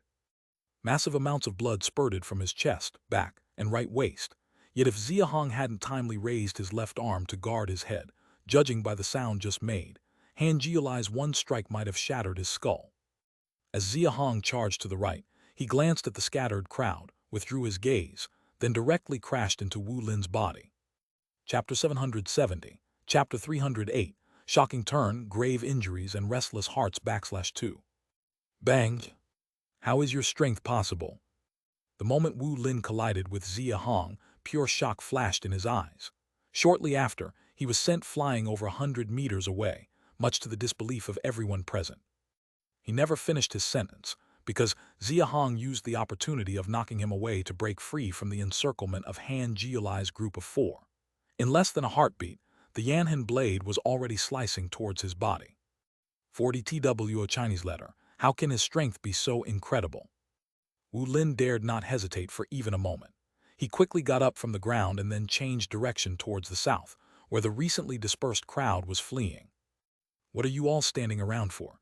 Even if it costs your life, stop them now, all of you go. Liu Yuan paid no heed to his abdominal injury. After getting up, he led Peng Bo and others, charging once again at Han Jiulai and the other 3. Whoosh whoosh whoosh. Just moments ago, Xia Hong was engaged in close-quarter assassination with 5 people, leaving no chance for the Cloud Dragon army soldiers to shoot arrows. At this moment, as Xia Hong was pursuing Wu Lin, with Han Jiulai's group over 100 meters apart, they immediately drew their bows and fired arrows. Clang, clang. Although the iron arrows couldn't penetrate the bodies of those 4, the immense power gathered from such a dense rain of arrows successfully blocked Han Jiulai's group from pursuing Xia Hong. In doing so, it naturally created an ideal opportunity for Xia Hong to kill Wu Lin. Run, do you think you can escape? Xia Hong's words echoed by his ear, but instead of showing any panic, Wu Lin, who had fled into the crowd, appeared rather excited in his pupils. Run, hurry, run. Don't block me, run quickly. Those in front, run quickly, the aftermath will kill us. Run away. The moment Wu Lin rushed over, the crowd was already in turmoil. The damage caused by the previous 5 shockwaves was still fresh in their minds. Seeing Wu Lin and Xia Hong charging into the crowd one after another, everyone around them was terrified and retreated frantically towards the edges to escape. But with so many people gathered here, it was impossible to disperse instantly, as everyone was rushing to flee one after another. Moreover, Wu Lin, at the end of his rope, would grab, kick, or shove anyone nearby towards Xia Hong, clearly trying to buy time until Han Jiulai's 4 caught up. Smack, smack. Xia Hong continued to catch over a dozen people, using skillful maneuvers to mitigate the immense force on their bodies, then pushed them aside and continued closing in on Wu Lin. Those caught and saved by Xia Hong appeared both surprised and bewildered after retreating to the side. The surprise likely came from their unexpected survival, while the bewilderment was clearly due to their incomprehension of Xia Hong's actions. Especially upon seeing Xia Hong's pale face at this moment, with his upper body drenched in blood, gaping wounds that exposed bone on his chest, left arm, back, and right waist, their bewilderment gradually turned into complexity and inner conflict. They were all part of the mutinous crowd earlier, and theoretically, this assassination against Xia Hong should be attributed to them. Under such circumstances, Xia Hong was still willing to put effort into saving them, setting aside the psychological activities of others. Xia Hong was now less than 10 meters away from Wu Lin. Bang! Another person was thrown by Wu Lin. Just like before, Xia Hong reached out with his left hand to catch, but the moment that person was in front of him, he swiftly retracted his left hand and suddenly attacked with the Yanhin blade in his right hand. Strangely, the person thrown by Wu Lin attacked as well. Whoosh! Just like Han Jiulai's group of 5 earlier, a large saber emitting blue flames suddenly appeared in that person's hand, fiercely slashing toward Xia Hong. You! As the blue flame suddenly rose, that person's true face was revealed. It was none other than Li Xuanxiang, who had been attacking the beehive earlier. Assassination, you actually thought of that. Did you think without the cold ruins tripod I couldn't kill you? Xia Hong sneered, his voice extremely soft, almost only audible to Li Xuanxiang, who was face to face with him. Li Xuanxiang's face suddenly flushed red, then turned an unnatural shade of blue. The flames on his body abruptly doubled in height as he roared, "Without the cold ruins tripod, how can you kill me?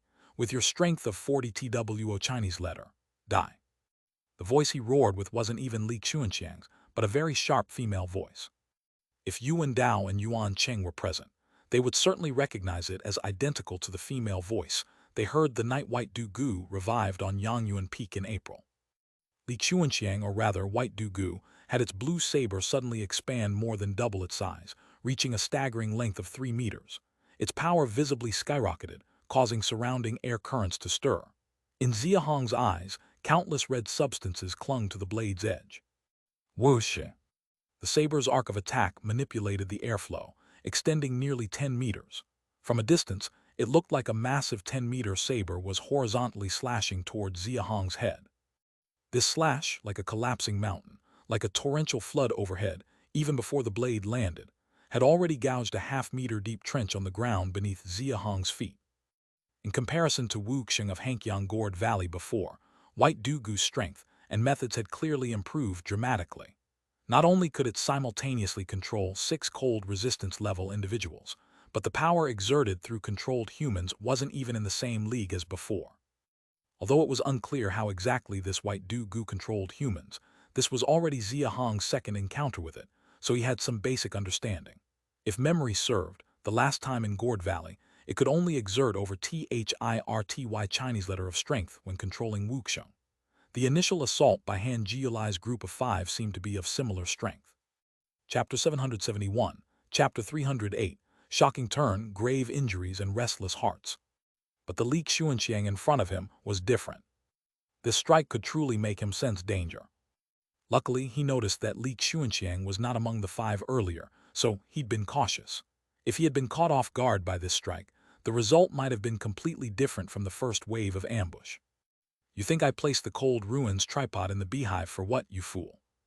As the big saber bore down, Xia Hong faintly smirked, and 3 blood-red marks suddenly appeared on his forehead, the great Xia sacred pattern. He then reversed his grip on the Yanhin blade, bent his knees and lowered his body almost to the ground before abruptly rising up in a slash. Whoosh! A fierce blade light rose from below, slicing through the night sky. The vertical blade light brought by the surging airflow compared to the horizontal light slashed by Li Xuanxiang was not inferior at all, in fact, even more solid and furious. This blade was like white magma fiercely erupting from the ground, colliding ferociously with Li Xuanxiang's horizontal blade light that crashed like a collapsing mountain. Boom! The vertical and horizontal blades intersected in the air, creating a perfect cross, and at the point of their collision, an extremely powerful airwave erupted instantly. Explosion! Their strength was truly overwhelming.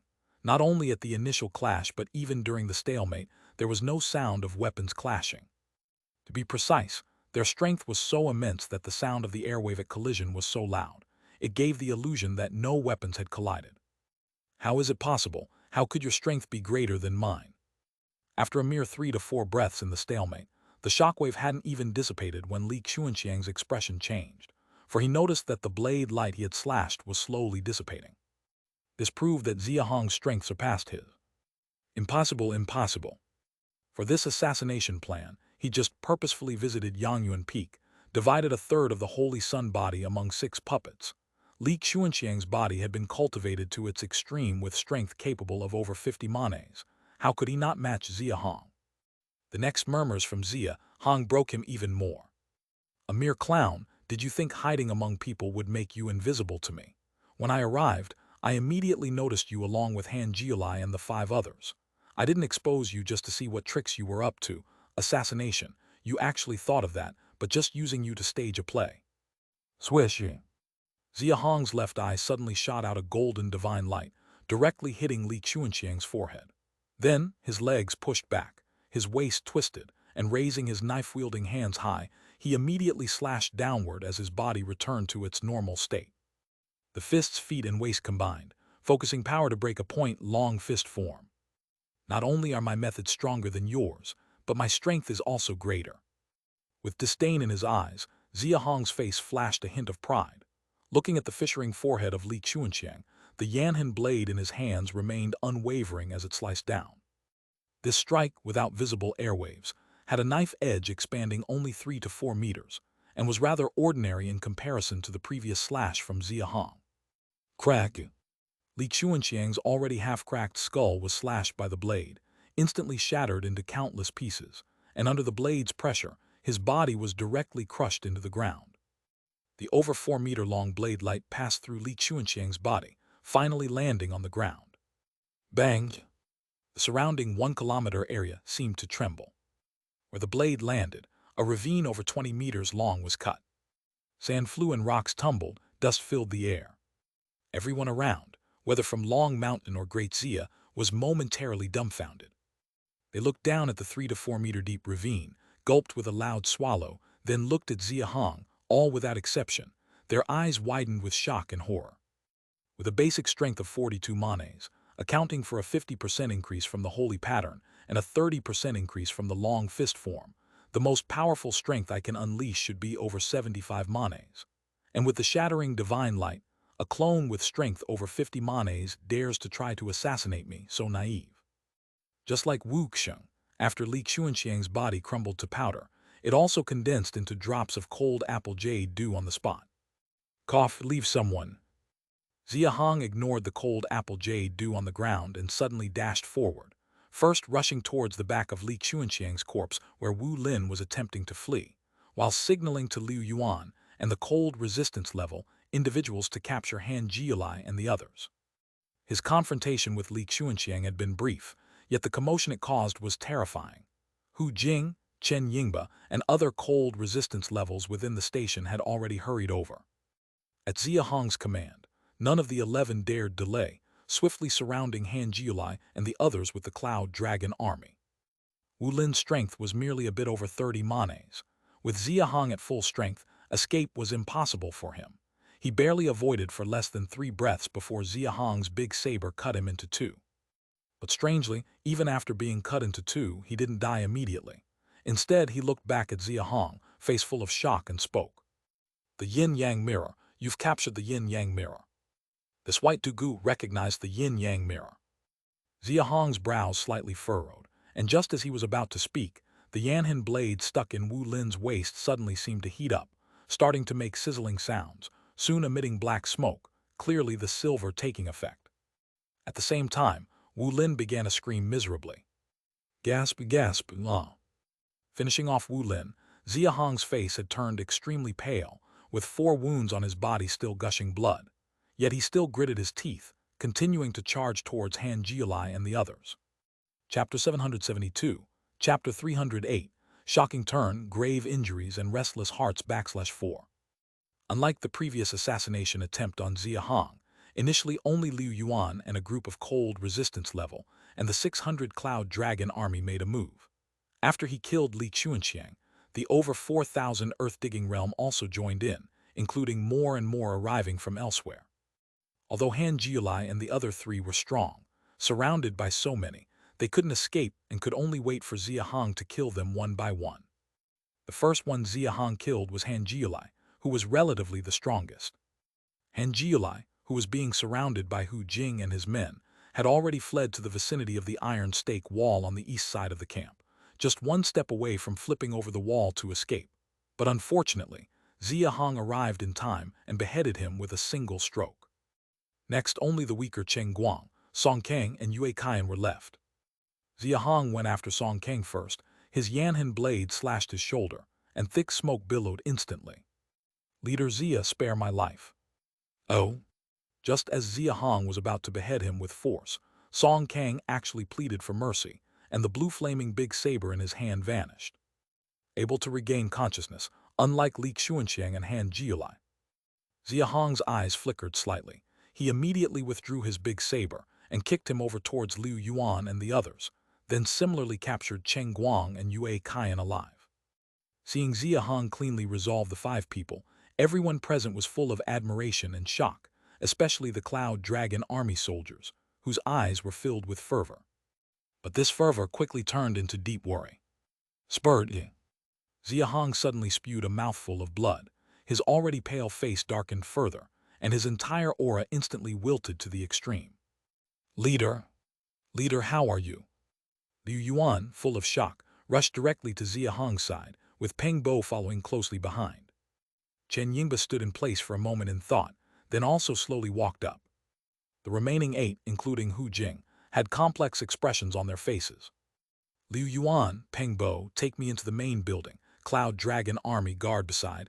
Don't let anyone approach. Hu Jing, you watch over the camp with the others. If anything happens, I'll hold you accountable.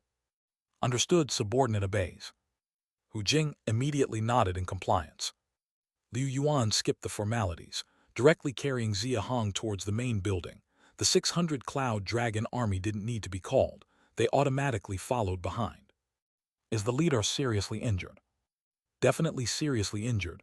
Those first 4 strikes all hurt his bones, and that last strike from Li Xuanxiang was even more terrifying, definitely seriously injured. Only called Liu Yuan and Peng Bo, and let 600 Cloud Dragon Army guard, not allowing anyone near the main building, which basically means he doesn't trust us. Silence. Hu Jing directly interrupted Dong Zhang. Yu Bin and the others, whispers, looked up at the sky and ordered. It's almost dawn, the camp should quiet down for a while. The camp has about more than 10,000 in earth-digging realm. Select 1,000 of the most elite to guard the perimeter of the main building. With the remaining 9,000, we'll each take 1,000 and continue watching the camp. Just wait for the leader's orders. Although the 8 expressed differing emotions, they still nodded. Suddenly, Hu Jing noticeably realized something. With a hint of surprise on his face, he abruptly looked towards the north side of the camp. Someone's coming. A lot, 11 people. Who is it? Could it be Li Xuanling's group? Probably not. The remaining 8 also gradually noticed, all turning to look north. Leader. Seeing the visitor was Yuan Dao, Hu Jing visibly relaxed, but then noticed behind Yuan Dao were 10 people, using 5 iron pistols, rapidly carrying a massive square cauldron towards them. Yuan Dao seemed impatient, asked twice without getting an answer, and directly turned to Hu Jing asking, Hu Jing Sr., where is the leader? Hu Jing hesitated for a moment, but still directly explained what had just happened. The leader was ambushed and severely injured. How is this possible? Hearing about Xia Hong's ambush and severe injuries, Yuan Dao and the others showed expressions of disbelief, but then noticing the expressions of Hu Jing and the other 9, they realized the truth. Their faces immediately filled with worry. Of course, not just worry, but also anger. How was the leader ambushed? 1,000 Cloud Dragon Army, plus over 10,000 of you. What were you doing, just watching the assassin approach the leader? Where's Liu Yuan, Peng Bo? You have 11 cold resistance levels here. How did you let 5 assassins approach the leader and even injure him? The leader is severely injured. How come none of you are even slightly injured? Yue Feng, Li Yuankun, Zhu Yuankai, and others immediately questioned Hu Jing and the 9 in front of them, their words getting more and more unpleasant, regardless of their increasingly unsightly expressions. Enough, everyone quiet down. Come with me to see the leader. Yuan Dao now looked at Hu Jing and the others, clearly showing some displeasure but still restrained himself. After silencing Yue Feng and the others, he directly led them towards the main building. The cold resistance level of Great Xia, their strength isn't much, but their temper is getting bigger, huh? After the 11 walked towards the main building, and Chen Yingba and Wu Changxing also left, Yu Bin couldn't help but speak coldly. He's the leader of Xiling, now in his 60s, being so openly insulted and questioned by a bunch of juniors, naturally felt it hard to swallow. Dongzhang also followed up, sneering. After all, they'll soon succeed Long Mountain's mantle, becoming the new overlord of Longyu, bigger temper is only natural. Hu Jing didn't respond, just listened calmly. But Jiang Ying beside him suddenly spoke with a faint tone. Besides leader Xia Hong, the remaining cold resistance levels in Great Xia don't seem all that strong. Hearing these words, Dongzhang and Yu Bin exchanged a subtle look. The two clearly intended to say something, but before they could, Hu Jing berated Jiang Ying. "Shut up, Jiang Ying, dare to talk nonsense again. I'll take your head to the leader myself, go do your work." Hu Jing apparently held considerable authority in Jiang Ying's view. Hearing this, he didn't dare to argue, nodded immediately and turned to leave. The remaining Yu Bin and Dongzhang glanced at Hu Jing, furrowed their brows, then dared not speak further, directly turning away with their men to patrol the camp. Chapter 773, Chapter 309, Gamblers at the End of the Road, Li Family's Swan Song. As daylight arrived, the biting cold light spread over the earth, and a solid chill immediately swept through the entire land. The more than 100,000 people in the garrison all quickly hid in their houses, starting fires to keep warm. Hu Jing was right. With the arrival of daylight, the garrison would settle down. Because those below the cold resistance level couldn't withstand the severe cold of the daytime. No matter how many die-hard supporters of the Li family within the garrison want to stir up trouble, at least they couldn't do anything during the day. With Xia Hong's order, Hu Jing dared not rest casually. He divided the entire garrison into 9 areas, taking charge of the area near the main building himself, while the other 8 areas were handed over to 8 other cold resistance level individuals, each leading 1,000 earth-digging realm individuals. Of course, during the day, even those in the earth-digging realm could only hide in houses, and just the 9 cold resistance level individuals led by Hu Jing would occasionally come out to patrol. In the settlement where over 100,000 people lived, there were over 10,000 buildings, so the area that Hu Jing and his people could patrol was extremely limited. Therefore, they merely roamed the main roads or the peripheries of the houses. As long as there were no obvious signs of unrest, they would not interfere. While the entire garrison fell into silence, a fierce argument was taking place in a basement over 200 meters away from the North District prison. Xia Hong is so severely injured that he doesn't even allow anyone near the main building. What's there to hesitate about? Aside from him, only Peng Bo and Yuan Dao have decent strength in Great Xia. The other cold resistance level individuals are not much of a threat. With the Cloud Dragon Army and the Earth-Digging Realm Army unable to act during the day, this is a once-in-a-lifetime opportunity. I don't understand what you are afraid of. Li Xuanping tried to keep his voice down, but the excitement and agitation in his tone were clearly heard by everyone in the basement. Even so, most of the people still looked hesitant. Of course, there were also a few who showed obvious resistance. One of them was Meng Ying, who directly sneered. "Didn't you see the strength Xia Hong showed? By Lu, Li Xuanqiang, those 6 people, each stronger than our leader, couldn't succeed even with their efforts. Going would be suicidal." At this moment, Jiang Ping also couldn't help but nod. Exactly, even if he's severely injured, we don't know how much of his strength he can still use. Sun Yan followed closely. Song Kang, Cheng Guang, and Yue Kaiyan have all been captured. We only have 47 people left, with 6 still severely wounded, so it's just 41 of us. Considering Xia Hong's recently demonstrated strength and the protection of over 20 cold resistance level individuals, even if he can only exert 30 to 40% of his power, we have no chance. Their rebuttals made anger flare up in Li Xuanping. Beside him, Li Xuanqiu was shaking with rage, directly reprimanding. Xia Hong is so severely injured, how could he still exert 30 to 40% of his power? I think you people are just cowardly, eager to deliver our Long Mountain into their hands. Hearing Li Xuanping's rebuke, Meng Ying and the others instantly went stiff, with Sun Yan unable to resist a cold laugh. And who were the 2 fools, eager to rush back to Long Mountain, causing the complete annihilation of the Long Yu army? Now you're accusing us of cowardice. Upon hearing this, Li Xuanping and his siblings' faces flushed red, stammering without retorting. They already knew that the Wushuang Tunnel's exit was ignited by people from Great Xia, attracting a beast tide that led to the Long Yu army's annihilation. According to Meng Ying, only 4 people from Great Xia ambushed them. They initially had 7 guarding the tunnel entrance. If those 2 hadn't ignored orders and returned to Long Mountain prematurely, causing a manpower shortage and falling into the enemy's trap, the beast tide might have been avoidable, and the Long Yu army wouldn't have been wiped out. Having made such a huge mistake, Neither had the face to say anything further at this moment. Xuanping Xuanqiu, can you confirm that second uncle, Xuan Cheng, Xuan Ying, and Yuan Long aren't held in the prison? The standoff lasted a long time, until it was Li Xuandu who broke the silence. Upon hearing this question, Li Xuanling also turned to look at Li Xuanping and his sibling. Li Xuanping hurriedly nodded. We can confirm that the earlier disturbances were stirred up by me and Xuanqiu. We sneaked into the prison during the chaos and checked. Apart from over 7,000 Earth-digging realm individuals and some Li family descendants, our father and the 4 others, plus the direct relatives of those present, weren't there.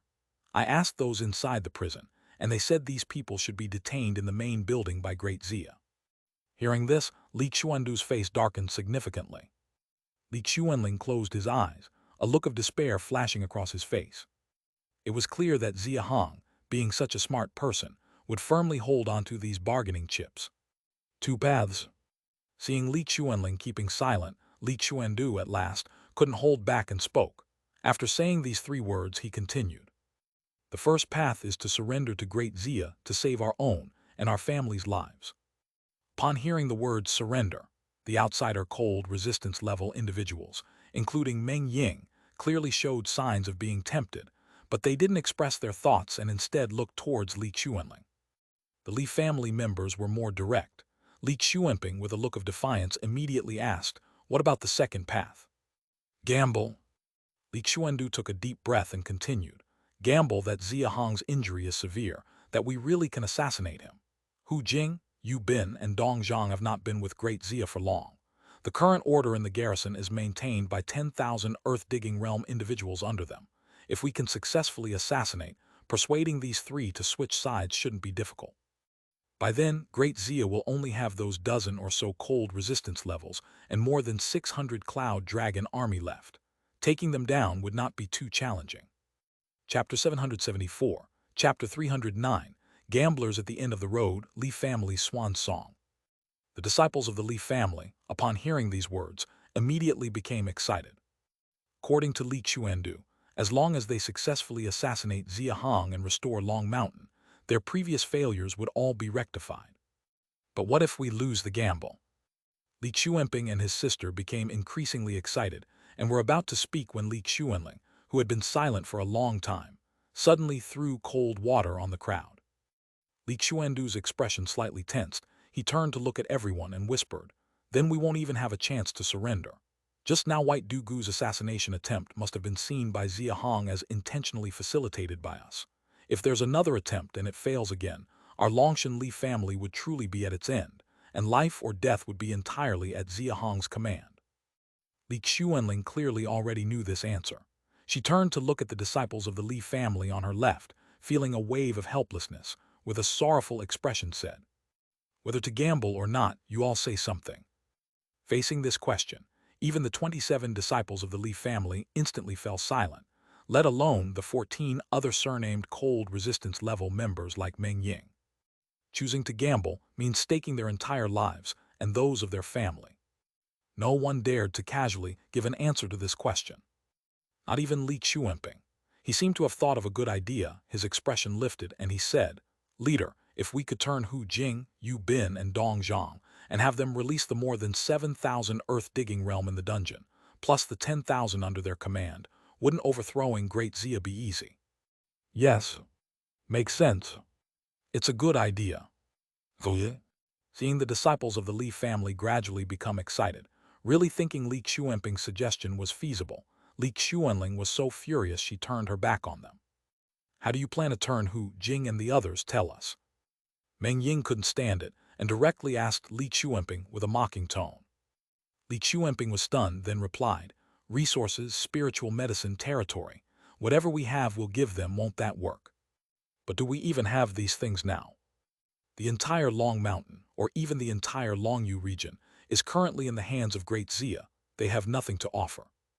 Although Li Xuanping understood Meng Ying's point, he still wasn't convinced and continued, "We can promise Hu Jing and the others that as soon as Long Mountain is restored, we'll divide the entire Longyu into 4 parts and rule together with their 3 families." Well, that condition is indeed tempting, but... Meng Ying suddenly changed his tone and asked in a low voice, "Is this really a condition? Can you guarantee the success of the assassination? Without guarantees, these are just empty words. Why would they risk everything to gamble with you? Li Chuanping, along with the other disciples of the Li family, froze upon hearing this retort, clearly realizing the point. We simply don't have the possibility of turning the three, although, judging by the recent attempted assassination on Xia Hong, Hu Jing and his 10,000 earth-digging realm indeed have a great chance of defecting, but that's based on us successfully assassinating Xia Hong. Li Chuandu took over Meng Ying's words, and after speaking, he continued looking at the cold resistance level members in front of him and asked, "So, should we gamble or not?" Gamble? The desire in Li Chuanping's mind eventually overcame reason, and he was the first to stand up and declare his position. He turned to look at the cold resistance level behind him and said, "There is almost no formed force left in the entire Longyu. As long as we can kill Xia Hong, not only can we make a comeback and restore Long Mountain, but we can also leverage this momentum to unify Longyu." Li Chuanqiu spoke second. "After consolidation, we can also attack Redwood Ridge, seek revenge on Great Xia, maybe even annex them. I also agree to take this gamble." Li Chuanhong was also tempted and said, "That's right, we have too many cold resistance levels in the Li family. Even if we surrender, Xia Hong will surely harbor suspicion.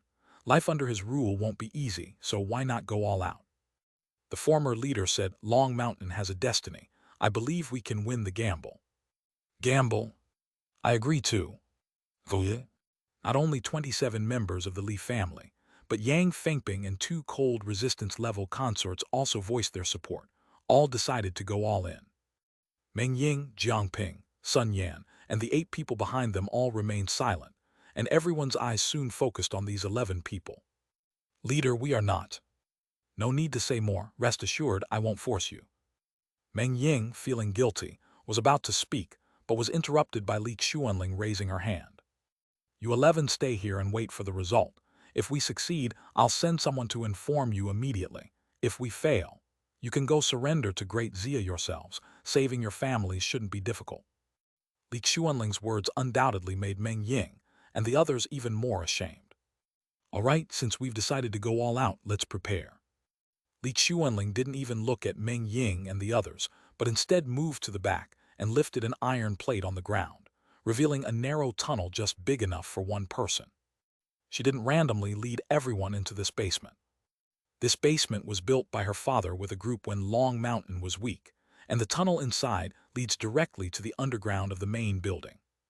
Peng Bo, Liu Yuan, and Yuan Dao, those 11 people, Xia Hong now has at least 13 cold resistance levels around him, plus more than 600 Cloud Dragon army. The defense force in the main building isn't small. Even getting close to Xia Hong won't be easy, so we have to first come up with a foolproof plan. Chapter 775. Chapter 309. Gamblers at the End of the Road, Li Family's Swan Song. As Li Chuanling revealed her plan step by step, unlike those Li clan members who were getting more and more excited, Li Chuandu obviously realized something. A hint of shock appeared in his eyes, and he quietly looked up at Li Chuanling. He only just realized why Li Xuanling had previously led everyone into hiding in this special underground chamber. She had already decided to assassinate Xia Hong. Since she had decided, why did she still let the Li clan members speak up voluntarily? After a terrifying suspicion emerged in Li Xuandu's mind, his expression immediately darkened a lot, his mouth slightly opened, but in the end, he said nothing. Like the other buildings within the station, the 4-story Longshan main building was also in a state of tightly shut doors and windows at this moment. But the light sources within the building were noticeably much more plentiful than those in other buildings, which could be roughly seen from the thick smoke emitted from the chimney at its top floor, evidencing that the number of stoves used for heating inside the building was more than several times that of other buildings. This was indeed the case, despite all doors and windows being closed, and some places that could let light in were covered with beast skin tarps. The interior of the main building, under the illumination of countless stoves, was incredibly bright, not dark at all. Throughout the main building at this moment, there was a guard post every 5 steps and a patrol every 10 steps, with Cloud Dragon army soldiers wearing pale gold armor everywhere, and there were 3 cold resistance levels specially patrolling each floor. Xia Hong's serious injury had obviously strained the nerves of everyone from Great Xia. It was supposed to be the time for Ice Abyss people to rest during the day. Yet at this moment, whether standing guard were Cloud Dragon army soldiers or patrolling were cold resistance levels, their spirits were extremely focused, and their expressions were extremely vigilant to the point that any disturbance would draw their attention. Old Tong, we haven't seen the leader this severely injured before, have we? After finishing the patrol on the first floor, Zhu Yuankai couldn't help but strike up a conversation with Tong Xinglong as he returned to the stairway. Tong Xinglong had a heavy expression, nodding. Indeed, we haven't. Even when the leader hunted intermediate cold beasts in the earth-digging realm before, he hadn't been this badly injured. I just went to the top floor. The leader is covered in blood. He seems unable to even stand. They say Liu Yuan had to carry him up there. Is that white Dugu really that powerful? Didn't you hear Yuan Sijing say it? That white Dugu controlled 6 people, each terrifying in strength, plus Hu Jing and the others not providing strong support, and Cloud Dragon Army's slow reaction, which resulted in the leader being this badly injured. As soon as Tong Xinglong finished speaking, Zhu Yuankai immediately let out 2 cold laughs. Yuan Sijing has already questioned all the Cloud Dragon Army soldiers present, and among those present when the leader was assassinated, apart from Liu Yuan and Peng Bo, Wu Tianxing, Dong Zhang, and Hu Xing did not rush up in the first instance.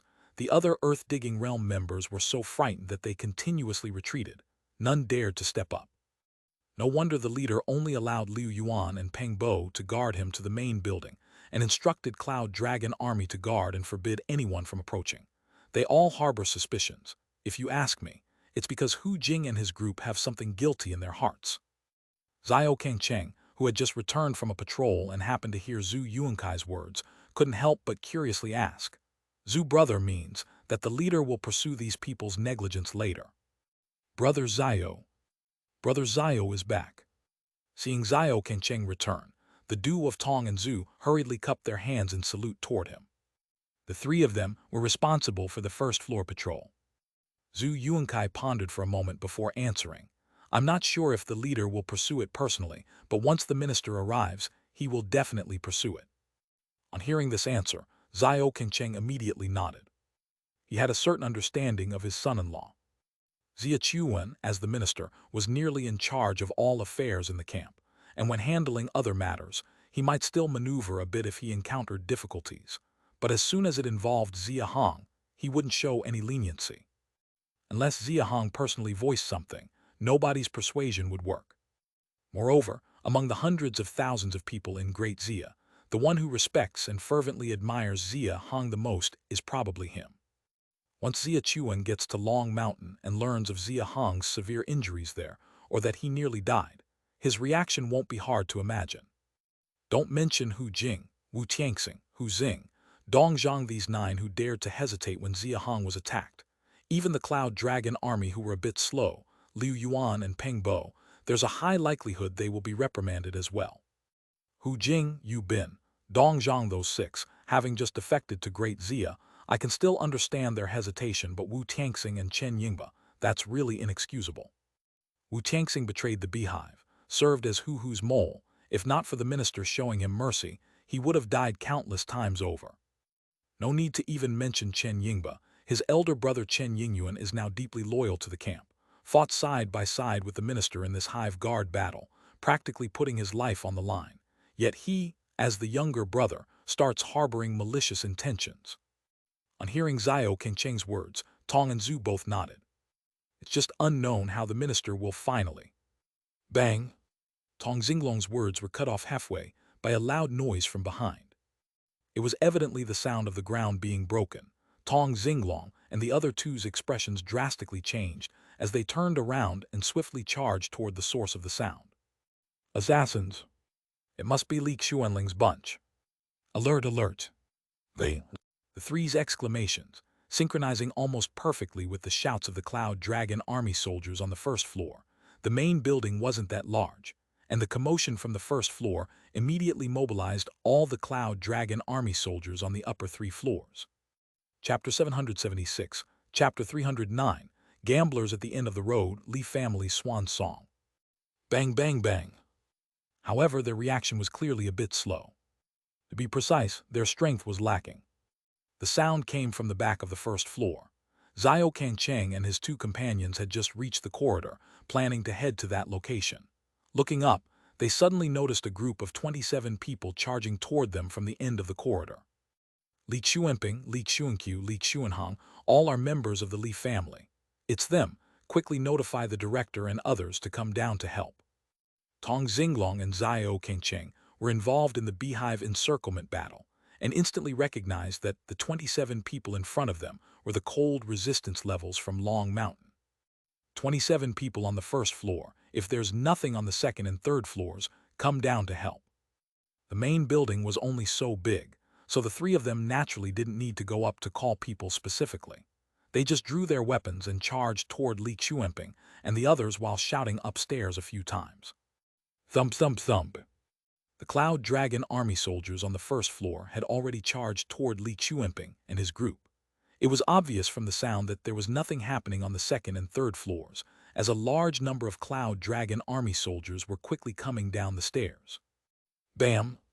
On the first floor, rather than charging forward immediately, the 27 cold resistance levels like Li Xuanping first drew their weapons, split into several directions, broke all the nearby windows, and then massively destroyed the surrounding walls. It's all premeditated. Stop them quickly. Once the walls are destroyed, the cold light streams in, and the Cloud Dragon army soldiers won't be able to perform effectively. Seeing how organized Li Xuanping and his group were, with no verbal exchanges throughout, Xiao Kangcheng immediately realized their actions were premeditated. Without waiting for the people from the second and third floors to come down, the three of them pounced on Li Xuanping and the others. Block them, keep destroying the walls. Bam! At Li Xuanping's order, several people immediately rushed out to block Xiao Kangcheng and the other two, while the rest accelerated the wall demolition, soon creating large holes in the walls. Speaking of this, one has to mention the wealth of Long Mountain. This main building was entirely made of iron materials, and the ground stakes appeared to be driven very deep, so despite Li Xuanping and the others creating one large hole after another in the walls, the main building didn't shake much. As for collapsing, that was clearly impossible. A bunch of stray dogs still dare to come and die. Suddenly, Yue Feng's voice came from the corridor. Not only Yue Feng, but Bai Wuding, Ying Ye Luhi, Chen Ying, Li Yuankun, Liu Yuan, apart from Yuan Dao, the other 10 people who came last night all arrived. Everyone else, seeing so many cold resistance levels arriving, not only did Li Xuanping not show fear, but a trace of excitement emerged in his pupils. First, he signaled the others to continue destroying the walls while he led Li Xuanqiu and Li Xuanhong to charge toward the great Xia and others. By now, not only were the windows, but many of the walls had already been destroyed, and as sunlight seeped in, the temperature inside the building quickly dropped, causing the Cloud Dragon army soldiers to shrink back into the shadows. Brothers, these people are here to assassinate the leader. If we can't get out, use bows to assist the adults. Even in death, we cannot let them get upstairs. That's right, stop them, don't let them go upstairs. If they want to kill the leader, they must get past me first. Brothers, don't retreat. Just like when the minister led us to defend against the beast tied in the main building before, rotate in shifts, we won't freeze to death. Exactly, protect the leader, never retreat. Never retreat. We already failed once in the assassination attempt near the dungeon. This time, we must not mess up. We must protect the leader.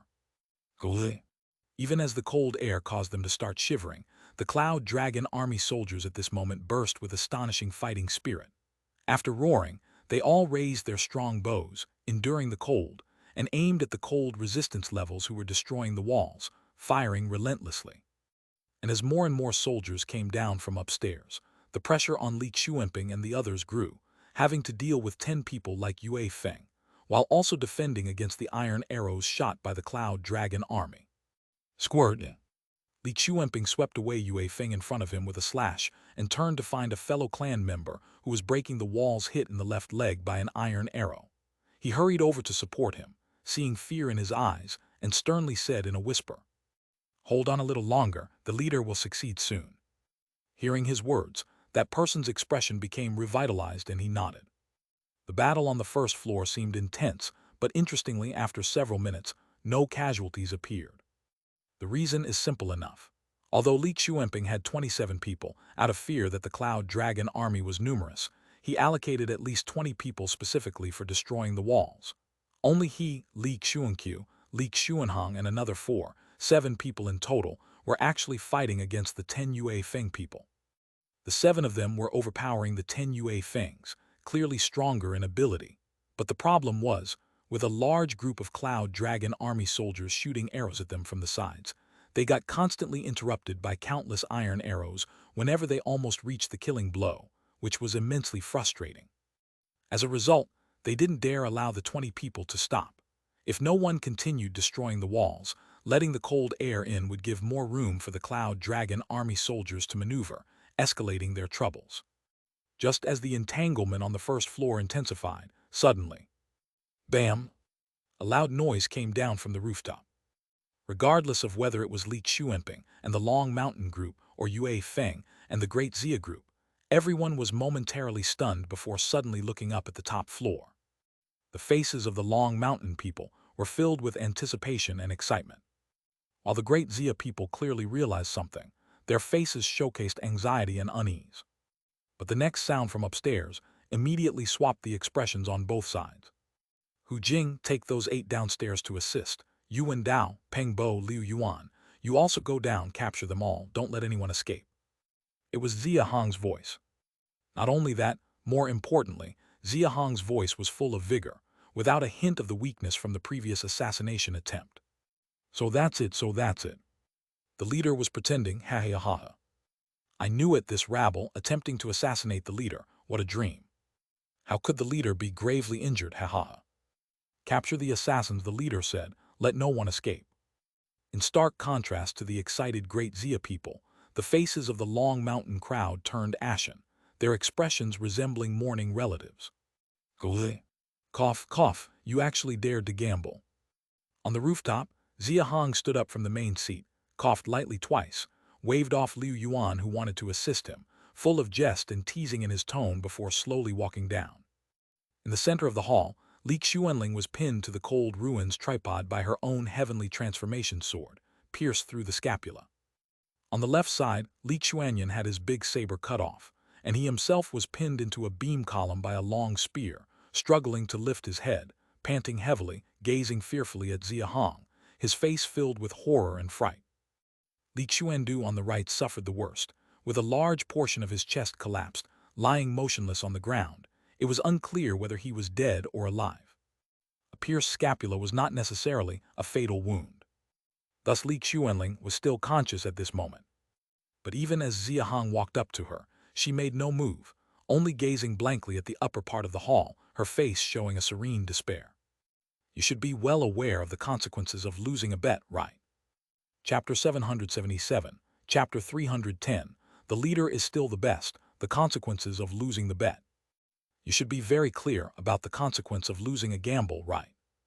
It's nothing but death, just do it.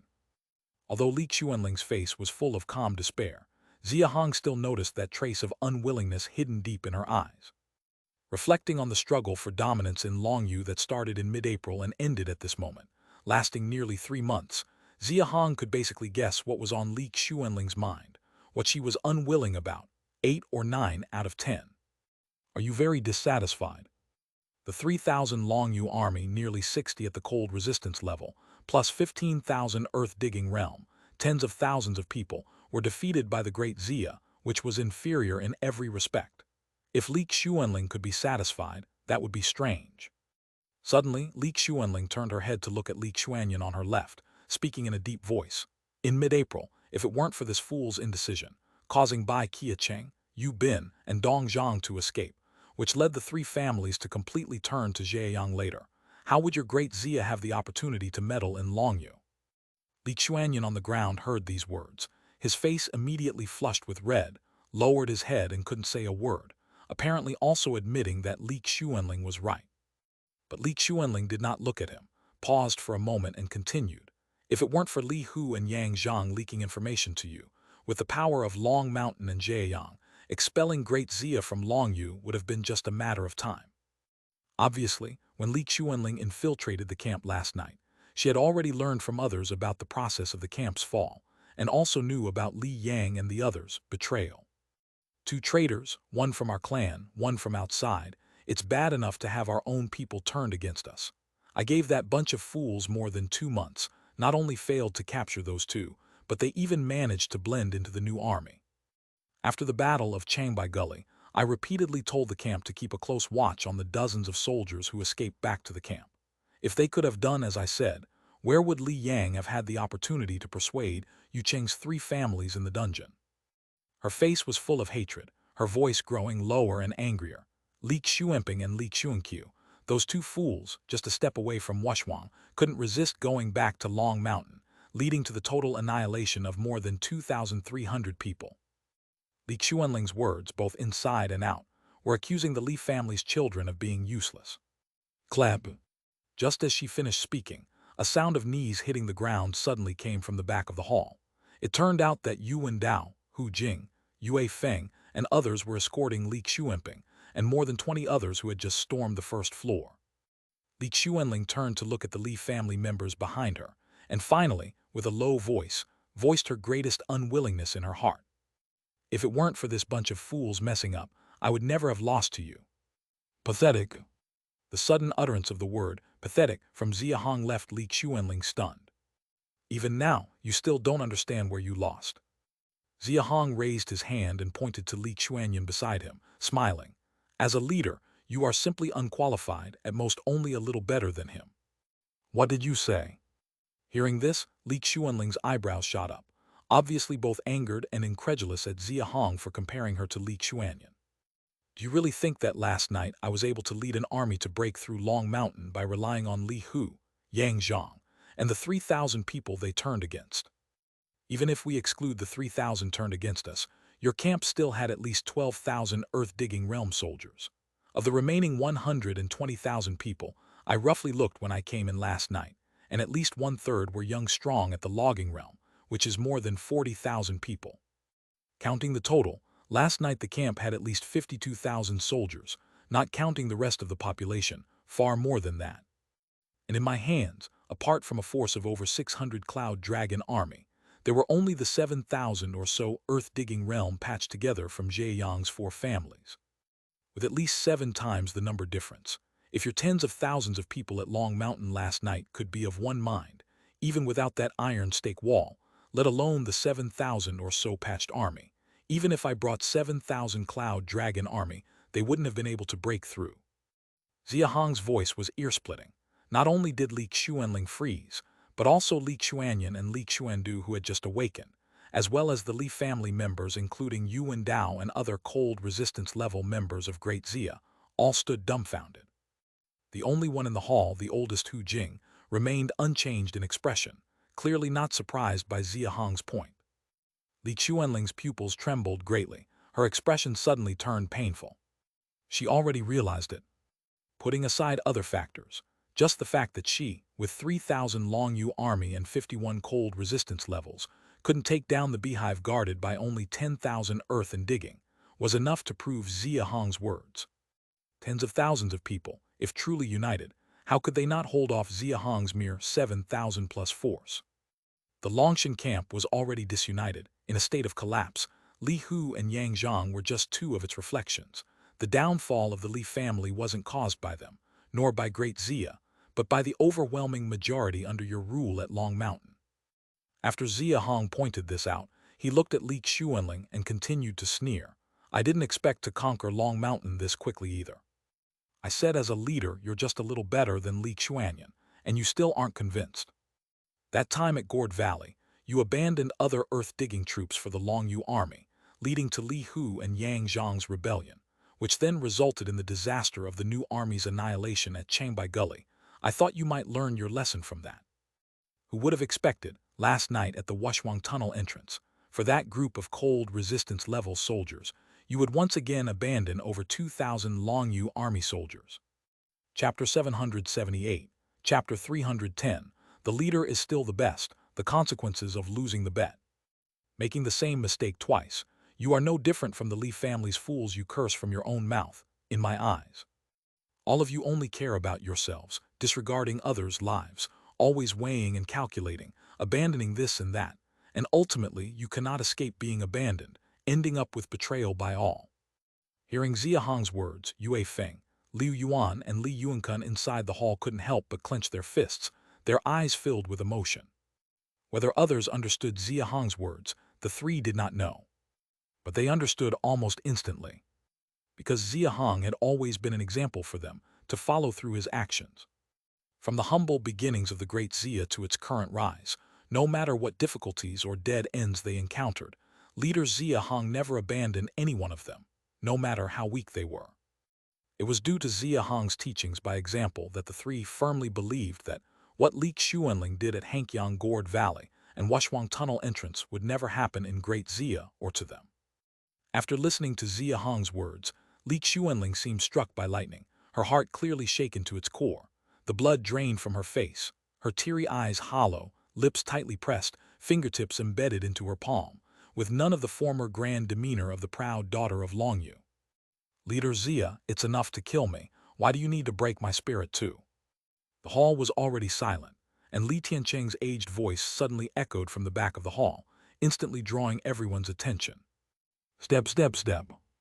Li Tiancheng, clad in white, slowly walked out from a small compartment at the back of the hall. Not only did he not face any restrictions from Great Xia, his complexion was much improved, showing no signs of imprisonment. Of course, his left sleeve was still empty.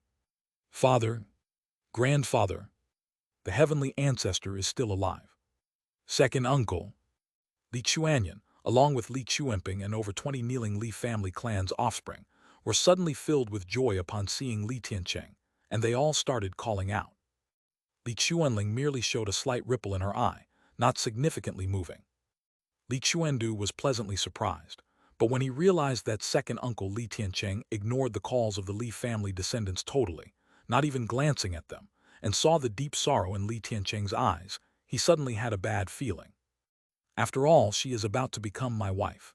It's good to give her a lesson and change her ways, or if she causes trouble in the future, it would be hard to manage. With Xia Hong's words, everyone in the hall was instantly dumbfounded. Xia Hong, I would rather die than marry you. Li Chuanling's previously lifeless face suddenly turned red with anger, and she spat at Xia Hong's face out of shame and anger. Slap. Xia Hong did not coddle her, slapping her directly, then raised his hand to grip her chin, saying fiercely, "You cheap woman, how dare you refuse? Even if you want to die, you will wait until after you are married." For the first time, Li Xuanling was slapped so vigorously, and she was stunned. After several moments, she finally reacted, staring at Xia Hong, trembling with rage, unable to utter a single word. Li Tiancheng clearly intended to intervene, but seeing Xia Hong had held back some force, he opened his mouth but eventually held back, just lightly sighing. Everyone in the hall had not yet recovered from this 180-degree turn, when Xia Hong's slap brought them back to their senses. Still, the leader is truly formidable. Below, Yuan Dao, Yue Feng, and the rest of the great Xia's cold resistance levels, seeing Li Xuanling not daring to say a word after being beaten, struggled to suppress their laughter and couldn't resist giving a thumbs up to Xia Hong in their hearts. All right, Senior Li, our wager can now be considered settled. Since Li Xuanling chose to bring people to assassinate, it means you've lost.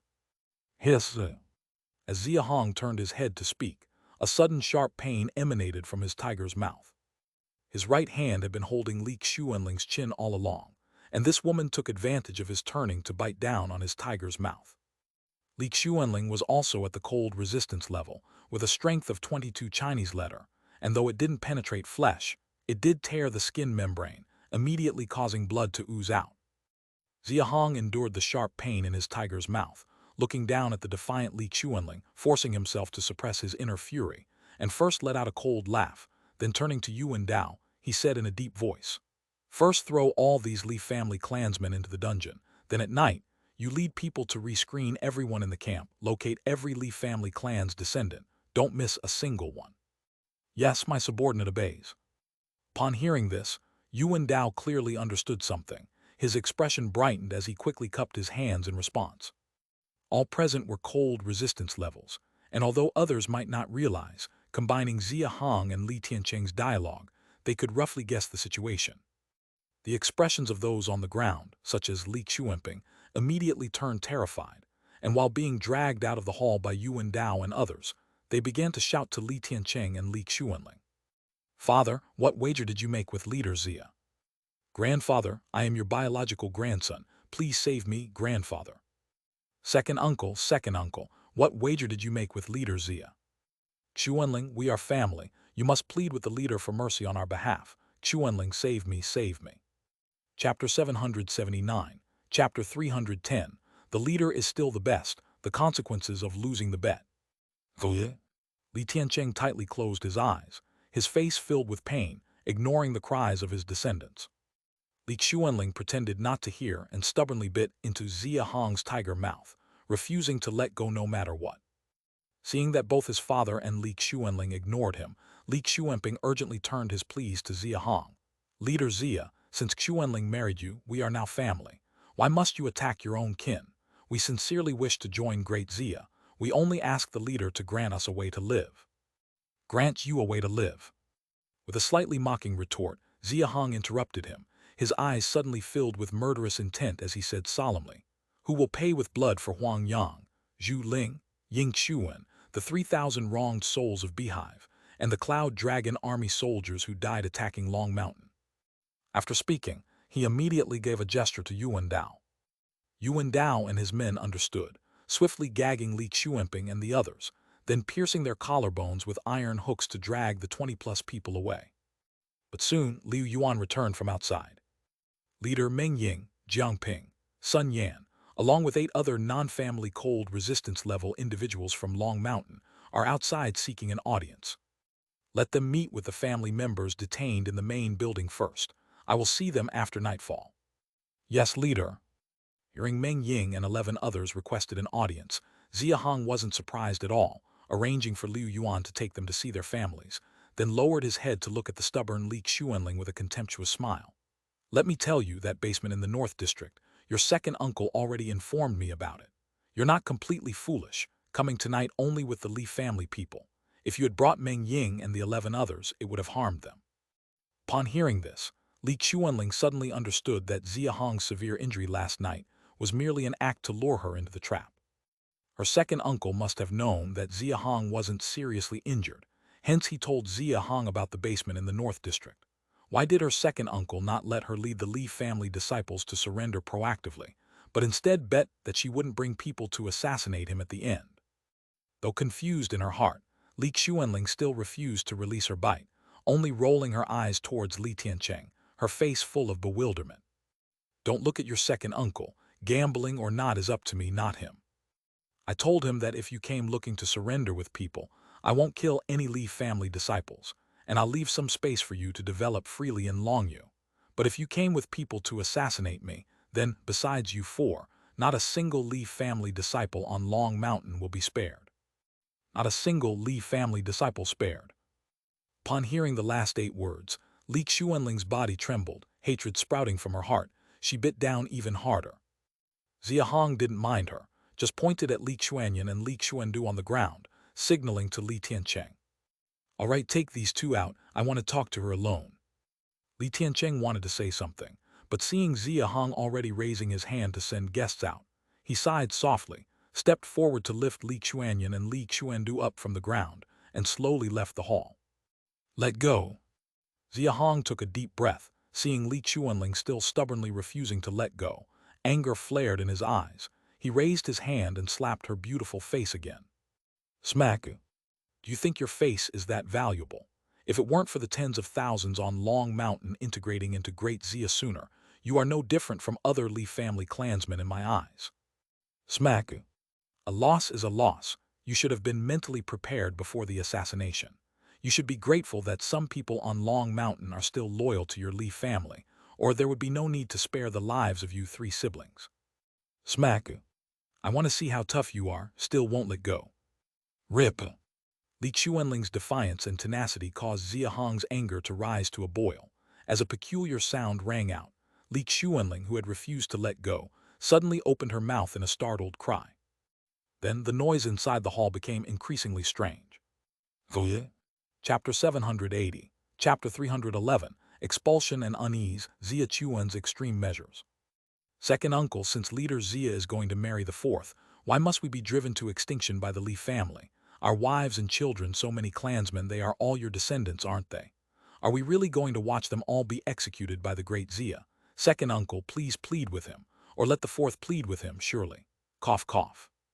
Stepping out of the great hall and entering the cell arranged by the great Xia, Li Xuanyan had just sat down on a chair when he couldn't help but speak to Li Tiancheng. His injuries were so severe that speaking so many words at once caused him to lose his breath, and he couldn't help but cough repeatedly, unable to finish what he wanted to say. Sigh. Seeing him cough so severely, Li Tiancheng sighed slightly. Beside him, Li Xuandu looked at Li Xuanyan and said softly, "Elder brother, don't you understand what Xia Hong said in the hall? It's not just the great Xia that hopes for the downfall of the Li family, but also the vast majority of people inside Longshan camp. If the Li family is not destroyed, he won't be able to account for it to the people of great Xia, and will go against the people's will in Longshan. Whether it's the fourth or second uncle pleading, it's useless." Despite seeing things clearly, Li Xuandu's voice still carried a heavy sense of unwillingness. After all, his wife and children were also among those to be executed. Li Xuanyan still refused to give up, speaking with anger. "Are we really just going to watch my Li family be annihilated by Xia Hong? Who said he's going to annihilate us?" Li Tiancheng suddenly spoke, continuing with a faint expression. "Aren't you all still alive? Xuanchen has a son named Li Hu, and the old man's grandson Yang Zhang, both of whom made great contributions in the attack on Long Mountain and will definitely be valued by Xia Hong in the future. We also have Meng Ying, Jiang Ping, Sun Yan, Song Kang, Yue Kaiyan, and others at the cold resistance level, along with a large number of die-hard loyalists from the earth-digging realm. With the help of the old man and Xuanling as leader lady, there will certainly be a place for the Li family in Great Xia in the future. When Xuanling gives birth to offspring to inherit the great position, won't it still have half of Li family's bloodline? Li Hu, Yang Zhang, those two traitors." "Shut up." Li Tiancheng directly interrupted Li Xuanyan, coldly saying, "Things have come to this, with the unification of Longyu by Great Xia already a foregone conclusion. No matter what they did, they can't erase the Li family mark on them.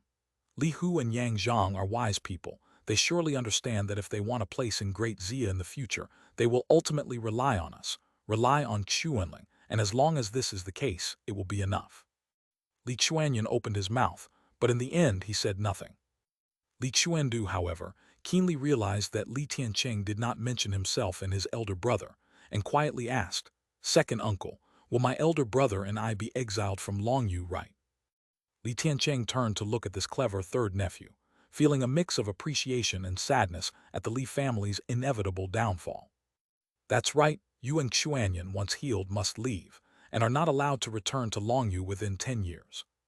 Upon hearing this, Li Xuanyan clenched his fists, his eyes full of hatred. Li Xuandu, on the other hand, showed little reaction, clearly having anticipated this. "I guessed as much, Sai."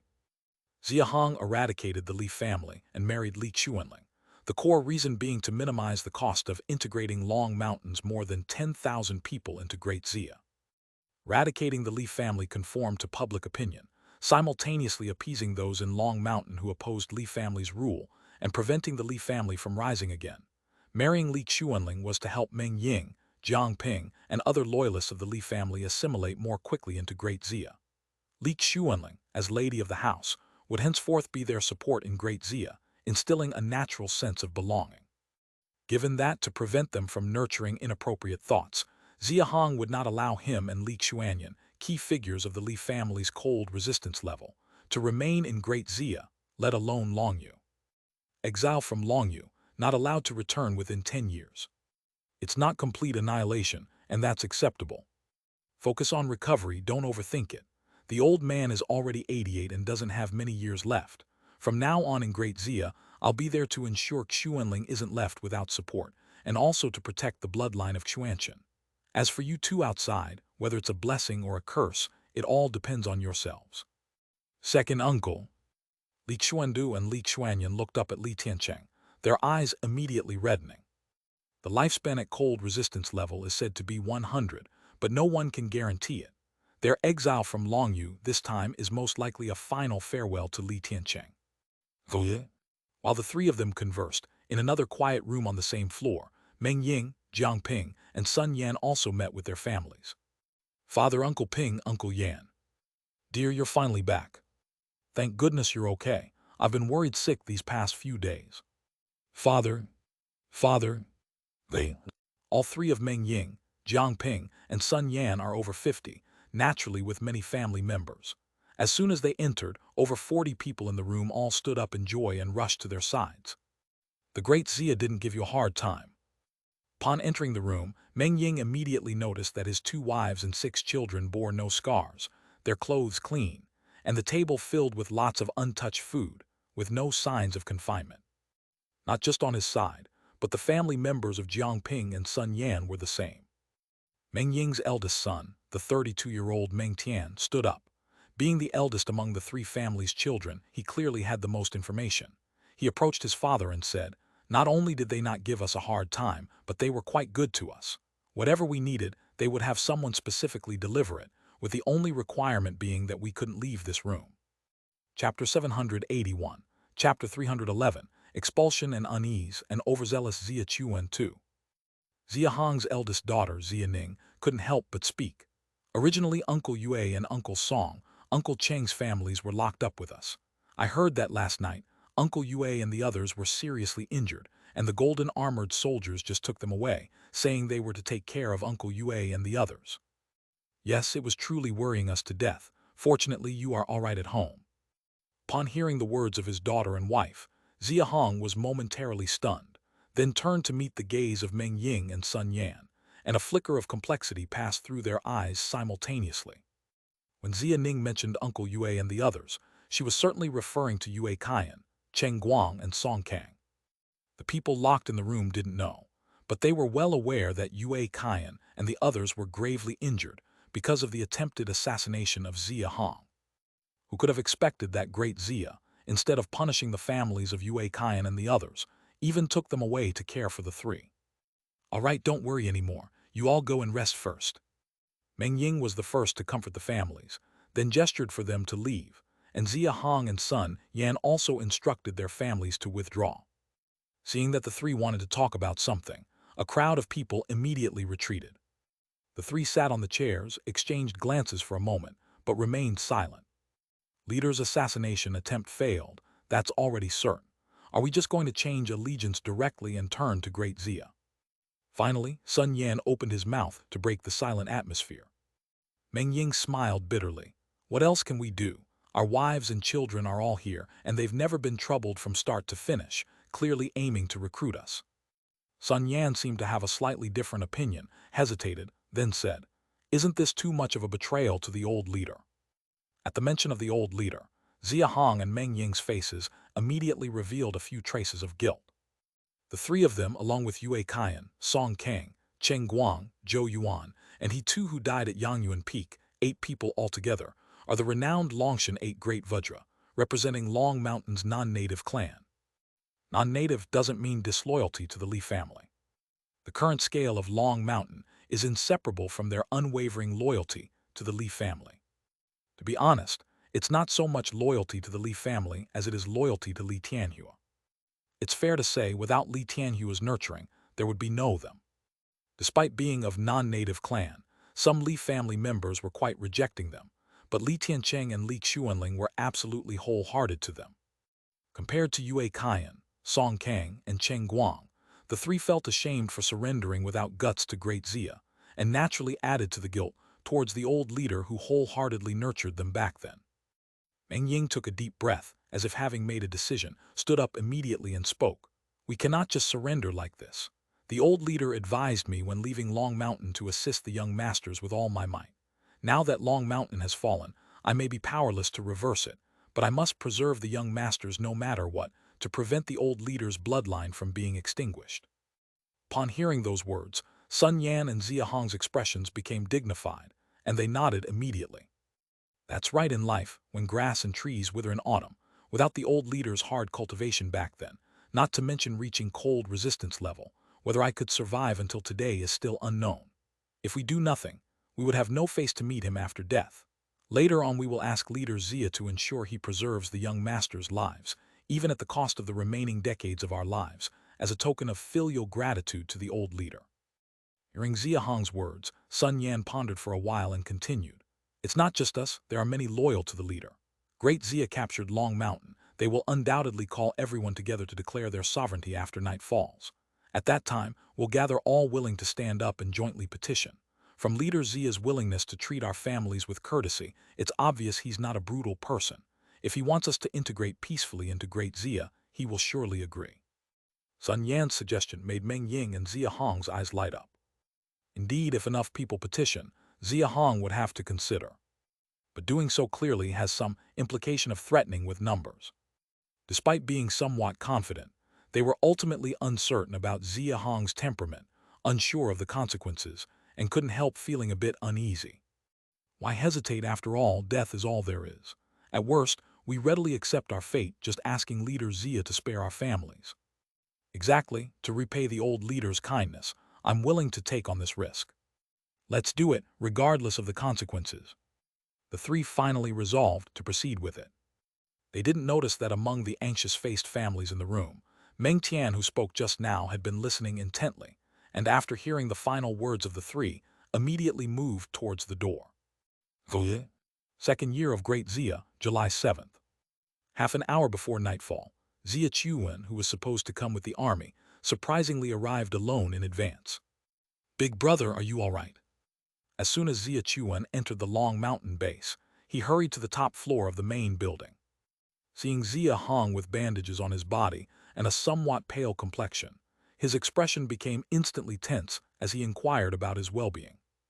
"It's no big deal, but you also suffered serious injuries in the beehive. Why did you come alone ahead of time?" Xia Hong's expression was peculiar.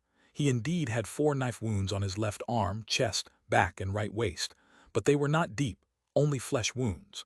The sound of breaking bones during last night's stab was intentionally caused by him to lure Li Xuanling and others.